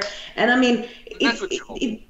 yeah, that's what you hope. And if you think about it, the main thing is, as light workers, as people that, we're here, we work, we communicate with spirit. What we want to try to do and what our job is to try to help others reach spirit, get that divine message, reach the divine. And whatever the process is, as long as we give those messages out and heal and, help people, progress and raise their vibe and do all those things that we're meant to do. It doesn't matter the process as long as you get there. It's Exactly. the meaning. Yeah. Everybody has a different process, but as long as we all reach the same goal, and keep in balance, and that's what I think we need to focus more on. Is hey, let's continue spreading the positive messages and the healing messages and helping people reach the divine and helping people connect to spirit and helping people, believe and put their intent. And it's all about all these wonderful things. And if we can make more people aware of it, then hey, I mean, can you imagine? Like, there's just so many people that are in the dark about it. And if we can help raise those people and bring them into the light about it, it's just, I don't know. I just feel like we should all be working towards the same goal. And I loved. We should, but a lot of people put blinders on. They become very myopic and you know what? Here's the thing: they're not ready for it. The one thing you'll find out is that you have to hit a certain maturity level emotionally in order to do the work properly. And some people do that right off the bat, and some people it takes a little bit longer. Sometimes they have to stop. Sometimes I stopped for almost 10 years. It's the same with me too. Like I had to grow up. There's we can all be serious, but there's got to be times where you have to be, or you can always joke around and stuff, but there's got to sometimes be times where you got to put that all aside and So but it's balance. It's all balance. That's the big thing. Balance. I kind of learned that. Balance. Now they have all these. I love all these places they have now. All these float tanks and stuff. They have. I was using a Sahara isolation tank back in 1981, and that's where I learned balance, really, because of the fact that you're isolated and you start to hallucinate, and you have to be able to go and balance that spirituality that you're opening your brain and the experiences that you're opening your brain for, being in that type of an environment, and what your reality is. And that's tough, and that's where I kind of learned balance more than anything else. And every day I fall out of balance. That's natural, I mean, everybody's out of balance, but it's getting back into it that's important. And the other thing is you can't be tough on yourself. I mean, I got students that I had students that were like, I'm not getting it this way. I'm not getting it. It's not working. Well, dude, just kind of relax, man. Just relax. Let it happen. Just because you're not good in one thing doesn't mean you're not going to be good in other things. I can teach psychometry. I can teach it. I suck at psychometry. I'm terrible at psychometry, but I can teach it. And I had students that they could name the denomination of the coin that I had in the box that they were holding. That's how good they were. And me, not a clue, not a clue. So everybody's not good at everything. So you got to be nice. You got to be kind to yourself. You can't set unrealistic goals. You just got to let it happen. They the one of the quotes in the old movie. God, I can't think of the name of it now. But you got to let art flow over you sometimes. It's the same thing with metaphysics. You got to let this flow over you, and then you have to decide, what you're going to take and what you're going to leave, and just let it be, And that's the way it works. It's just exactly. Love it. You can't be so hard on yourself. I mean, that's the worst thing, because the more that you get pissed at yourself, the less it works. It's true. That's thing. You go to a paranormal investigation, you're all pissy and you're all mad at yourself, or you're down on yourself or whatever. you know what you're gonna get? Zippo. You know, you're gonna get Zippo. You go there and you're kind of like, I'm going to leave all my problems at the roadside. I'm going to come in there and I'm going to come in fresh, and whatever happens, happens. That's when you get it. That's when you get stuff. And that's the way it works. And it's a universal. It's one of those universal laws that seem to like encompass everything. And that's what I love. Because people are like, well, Tim, you get all these great things. No, wait a minute. I don't get great things. I get stuff. I get evidence. I do this, or I get feelings, or whatever. I just let it flow. Whatever happens, happens. And Dan will tell you. I'm. You know what? I'm trying to be quiet. I don't want to like say anything during the filming. And then I'm like, I'm filming, and I look, and there's something. We just embrace it. It is. You embrace it. I'm like this, Dan. I don't want to tell you. I'm on the camera going, Dan. What's going on in this room over here? Look behind, look over here, and it's like you see this stuff, and you're not even trying, it just happens, and that's what's so fun about it, about everything that we do. Mm-hmm. That's awesome. Yeah, that's good too. He's got some pick at his hair.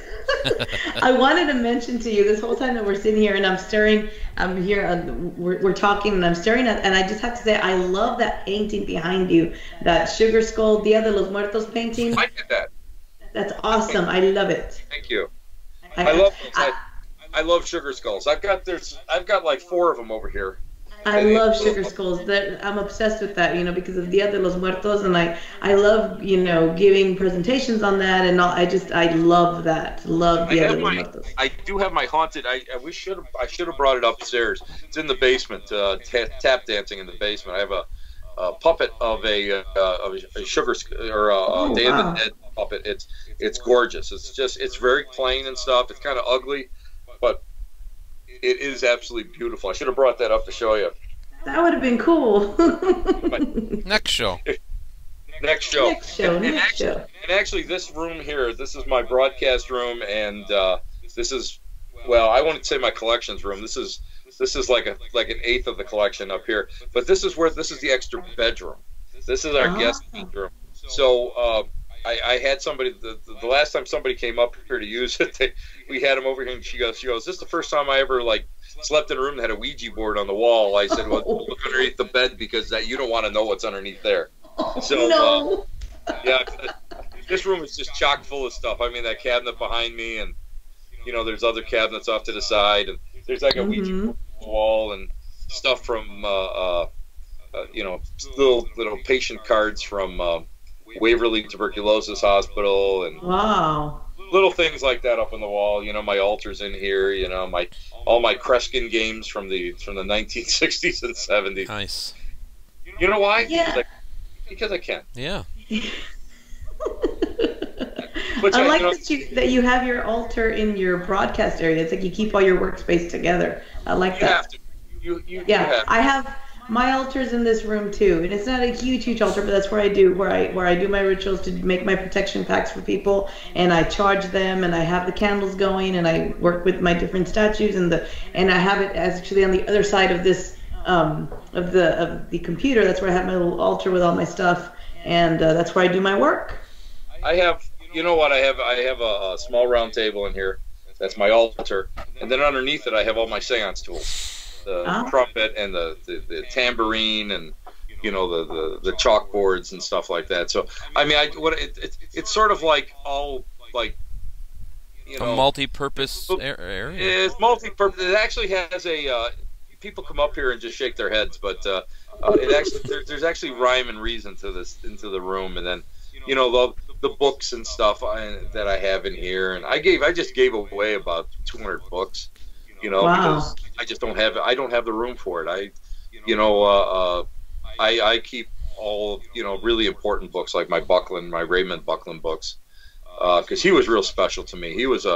I knew him, and he passed away last year, and he's just he's, to me, what he went through to bring the religion here to the U.S. sometimes is pretty neat to find out, and some of the hardships that he went through doing it. And, so that's important to me, and I keep a lot of my old books here, channel books that I've picked up over the years. And I have some of my religious artifacts here. You know, I have 2 or 3 portable altars that priests would use in this room, and That's so cool. Sitting right next to my voodoo doll and my boards, you know, and my Bigfoot casts and stuff. But I mean, the big thing is that, you know, it's what it is. You know, it's this, when you come into a room like this, you know it's me. You know it's my room, because it's like it's just insane. It's just insane. Yeah, I bet you it's got some awesome energy there. Yeah, that's what you want.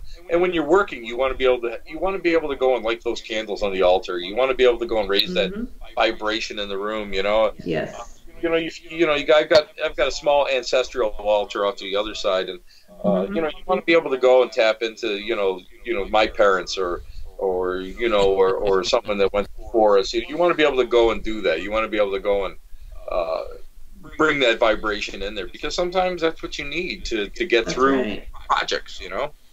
Mm-hmm. Yeah, I agree 100%. And then when Dan says, "Tim, can we film this night?" I'm in my office going, "Oh crap, let me look at my calendar." Now, where the hell is my calendar? It's buried under a ton of papers. Just like Dee said, "Hey, Tim, are you available the 8th and 9th?" I couldn't tell you because I can't even find my calendar over here. I just found one of my logbooks. With all my, these are all my lesson plans for. This is volume 2 of my lesson plan. Wow, that's amazing. I just found that so I can take that to Gettysburg with me, so I don't sound like an absolute idiot this weekend. Yeah, I'm sure. Oh my God! You know, Tim, I have to say, this is something I just thought. I have to say, first of all, this has been the longest show we've done in a long time, right, Dan? Yeah. Yeah. Wow, I didn't even realize we're going to hit the 2-hour mark. That's like wow. That's wow.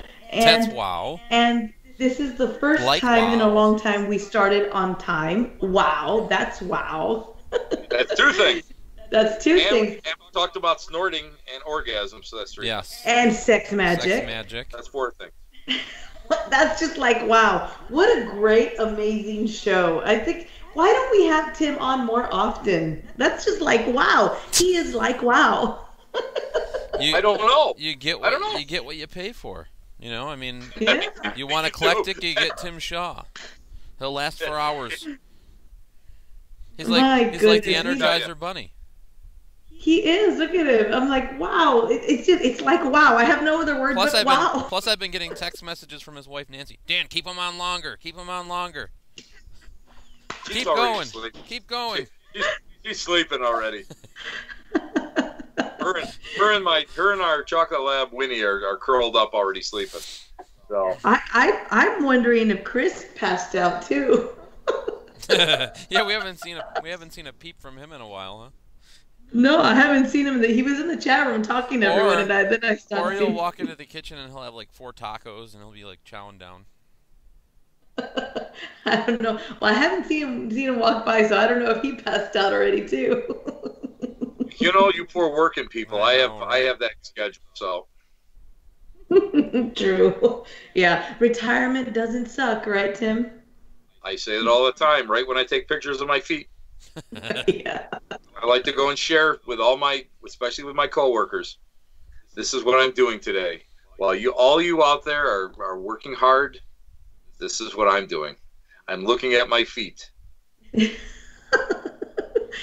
Tim, so Heather Larson says, awesome show. Yeah. Hi, Heather. She says, awesome show. Tim needs a monthly spot on this show. The Tim Hour on Phenomena Encountered. Yeah. Dan, I'll have my agent call. No, my agent's in jail. Never mind. I can't have him call you. Oh well. Oh well. I guess we'll have to hammer this one out ourselves. Oh my God. But you know, I like that idea because it's just like wow. Maybe next time we have you on, we'll have you answer a few psychic questions. Wait a minute. Another one. I see Dan using the bathroom at Hinsdale. Oh. I see him doing it. Well, I'm not seeing it, but I'm getting the impression of it because Perhaps. that's not something I want to. Yeah. Oh, And there goes my eye. I'm blind. And the basement door opens. Well, I'm going to tell you what. Back in the day, before you owned that damn house, before you put that new door in, but it had just that cutout, that wainscoting. Yeah. That I've been in some crazy places, but that thing terrified me. That thing terrified me. It's terrifying to this day. You know, well, it's not so bad because you got like a regular door I know, there but now. That door has people have been in there, and that door has opened on its own while you're in there. Yeah, Can you imagine? that. I mean, it's. Yeah, I would like have to. That would have to be a double flush. I'm going to be honest with you. If that door opened up on me in there, I'm not gonna deny that. But yeah, that out of all the places, that always freaked me out. I never liked Mary's room. You know, Mary's room just makes me sick to my stomach being in there. But that, yeah, I know you always say that. Yeah, it's, you know what? In 2011, when I first went there, when we were exploring the house, and I walked in that room and got nauseous, just like that. I mean, I just got nauseous. And again, the room is cattywampus. The right angles aren't really there, you know. But I thought originally that the electrical service lines came in there, so it was high EMF. And then I looked outside and I saw where they actually came into the house, and it wasn't in that room. And it's just always been something that I never liked. It was just something I always felt like sick about, you know. And a lot of people go in there and don't have a problem. But I did. I definitely was not I wasn't I still am not a happy camper. When we were filming up there within these walls, I had to stick my ass in that room in order to get a good shot of everybody in the master bedroom. So my rear end's in the room, and of course, I forget what it was, but somebody asked who's in Mary's room, and it said the cameraman, you know. And I'm thinking, oh, I hate you, leave me alone, you know. And as you know, my backside's in that room, my stomach is like getting, you know, really like, you know, I'm getting butterflies in my stomach in there. So it's just one of those places. There are certain places in there that vibrationally will not mesh with you. It's like psychics can't read everybody. You know, you can read some, you know, some stuff. That is 100% true. You know? And just, Daniel, I hate you more. Oh no. But Tim, that's 100% true. I'll tell you what. Dad, you suck. When Chris and I are doing readings, there's times, and I sit there, and like he's really tuned in, and he's going one after the other, and then sometimes somebody will ask him a question, and he's like, "Wow, I'm just not getting." And he's very honest, and he'll tell them, "I'm not getting anything," and he tells them, "I'm not getting anything." Yeah, and I like that because then you get other people that. They try to answer everything, and if they don't know, they're like, well, I think it's this. And it's like, if you're not getting anything, just say it. Here's the bottom line. You know what? I like to have my payment up front. I leave it on the table. And I leave the money on the table. We go through it. You don't like my reading? Take the money back. I don't care. If I'm not getting anything, take the money. Go to somebody else. That's just the way I feel. And you can't read everybody. So... people just don't get that. People don't. But the Hinsdale house, there's only been two places that I get the real don't like. I get the weird feeling. That's Hinsdale upstairs, that bathroom where that door is, and then Fort Niagara, because I used to stay there overnight. And that's the only place that really drove me out. So, you know, Dan, you own one of the famous places that Tim Shaw just hates. Not the house, but just that room. Daniel, yes. You do take too many pictures of me eating. I don't know why you have so many pictures of me. I said I'm going to take these and I'm going to hold them for ransom at some point. You know what? I knew I had to get a picture of you eating a taco in a bag. I mean, that was great. Just wait. I'm just. For all you are all your get it. family and friends down in Texas, there's the proof. Taco in a bag. What did I ever do to you, Dan? What did I ever do to you? Sure. Listen, I'm waiting for him to pull the pictures out of me. But I'll just sign them. I could do that. I'll just sign them. I don't think you have any really too crazy pictures of me. You never know. I'm having a realization. He takes pictures of me while I eat. What's with that? That's kind of creepy. People stalk different things. You know what I mean? You have the bedroom peepers, and then you have the food peepers. Guys, guess what? Mooney is, and people are wondering, Mooney is awake. I just saw him walk by. Heather Larson said, note to self, never eat around Dan. LOL. Yeah. Mooney, come here. Where did he go? He's like ignoring me on purpose. It's like, that's enough. Yeah. See you later. He just walked by. I don't think he can hear me. He just walked by. I think he was asleep though. Perhaps. I'm telling you, you people that have to work for a living, it's tough. It's tough. It is. So, Tim, once again, I just want to say that this was a great show.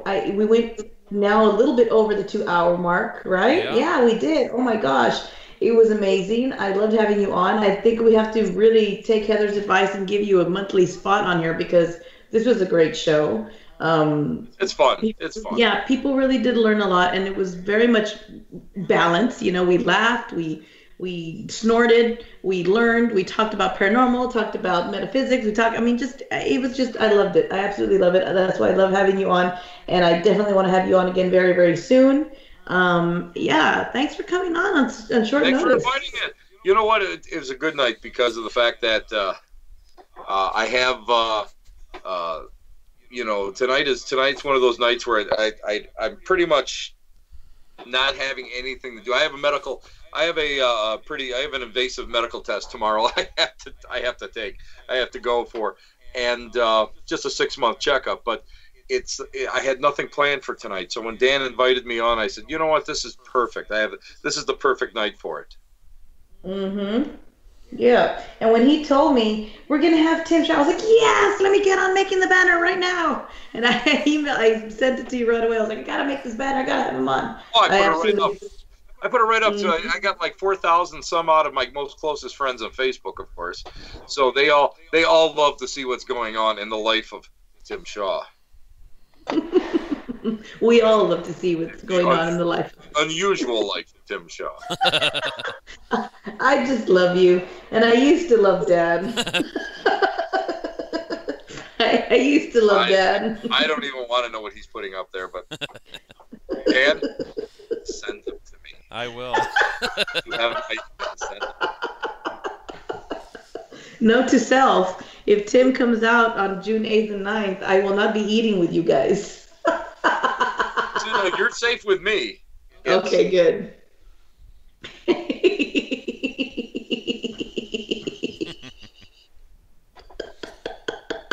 That was that last picture that I put up was the night of the pickle shots that we did.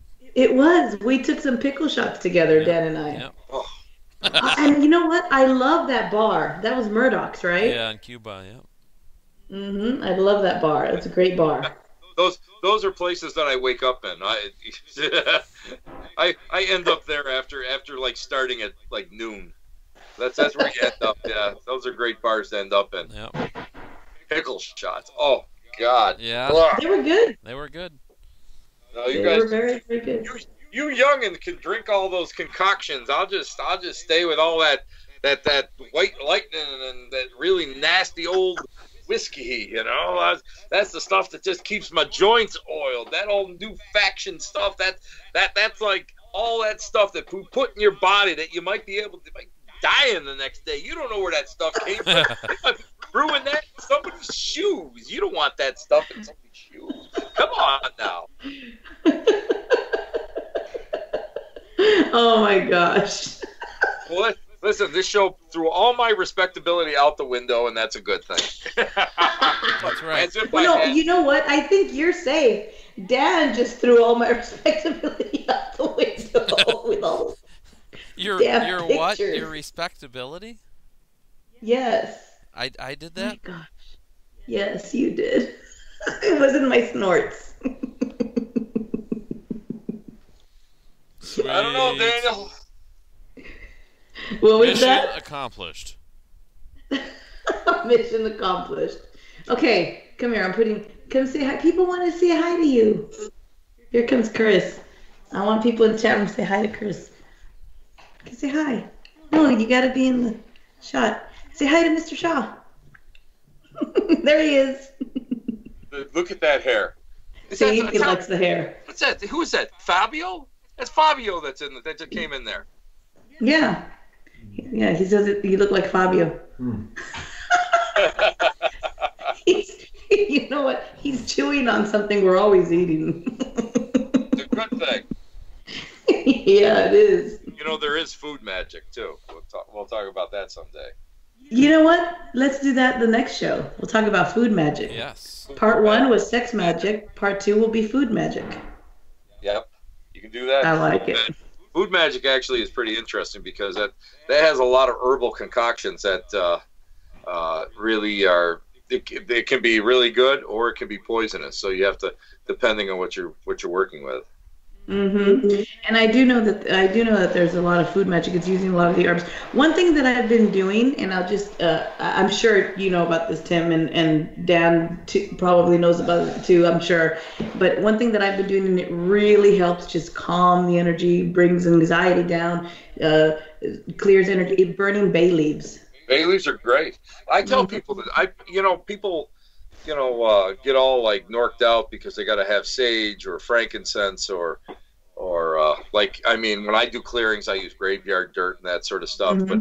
But bay leaves just calms everything down too, and people get that, and you could get, and bay leaves are so easy to get, and it really basil changes. Too.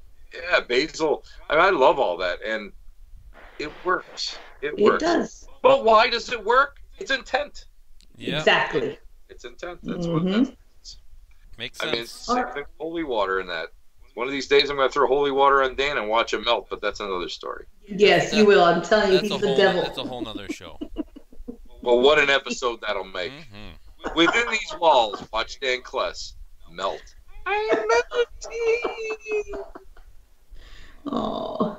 He says, oh, you're right, Heather. Heather says, Dan looks like he's shuffling through his pictures trying to find something. Okay, you know what? I think this is where I say, time to go. I don't want any more embarrassing pictures of me. I think this is why Dan's doing it. He's trying to get me to stop talking so we can end the show. No, I would never do that.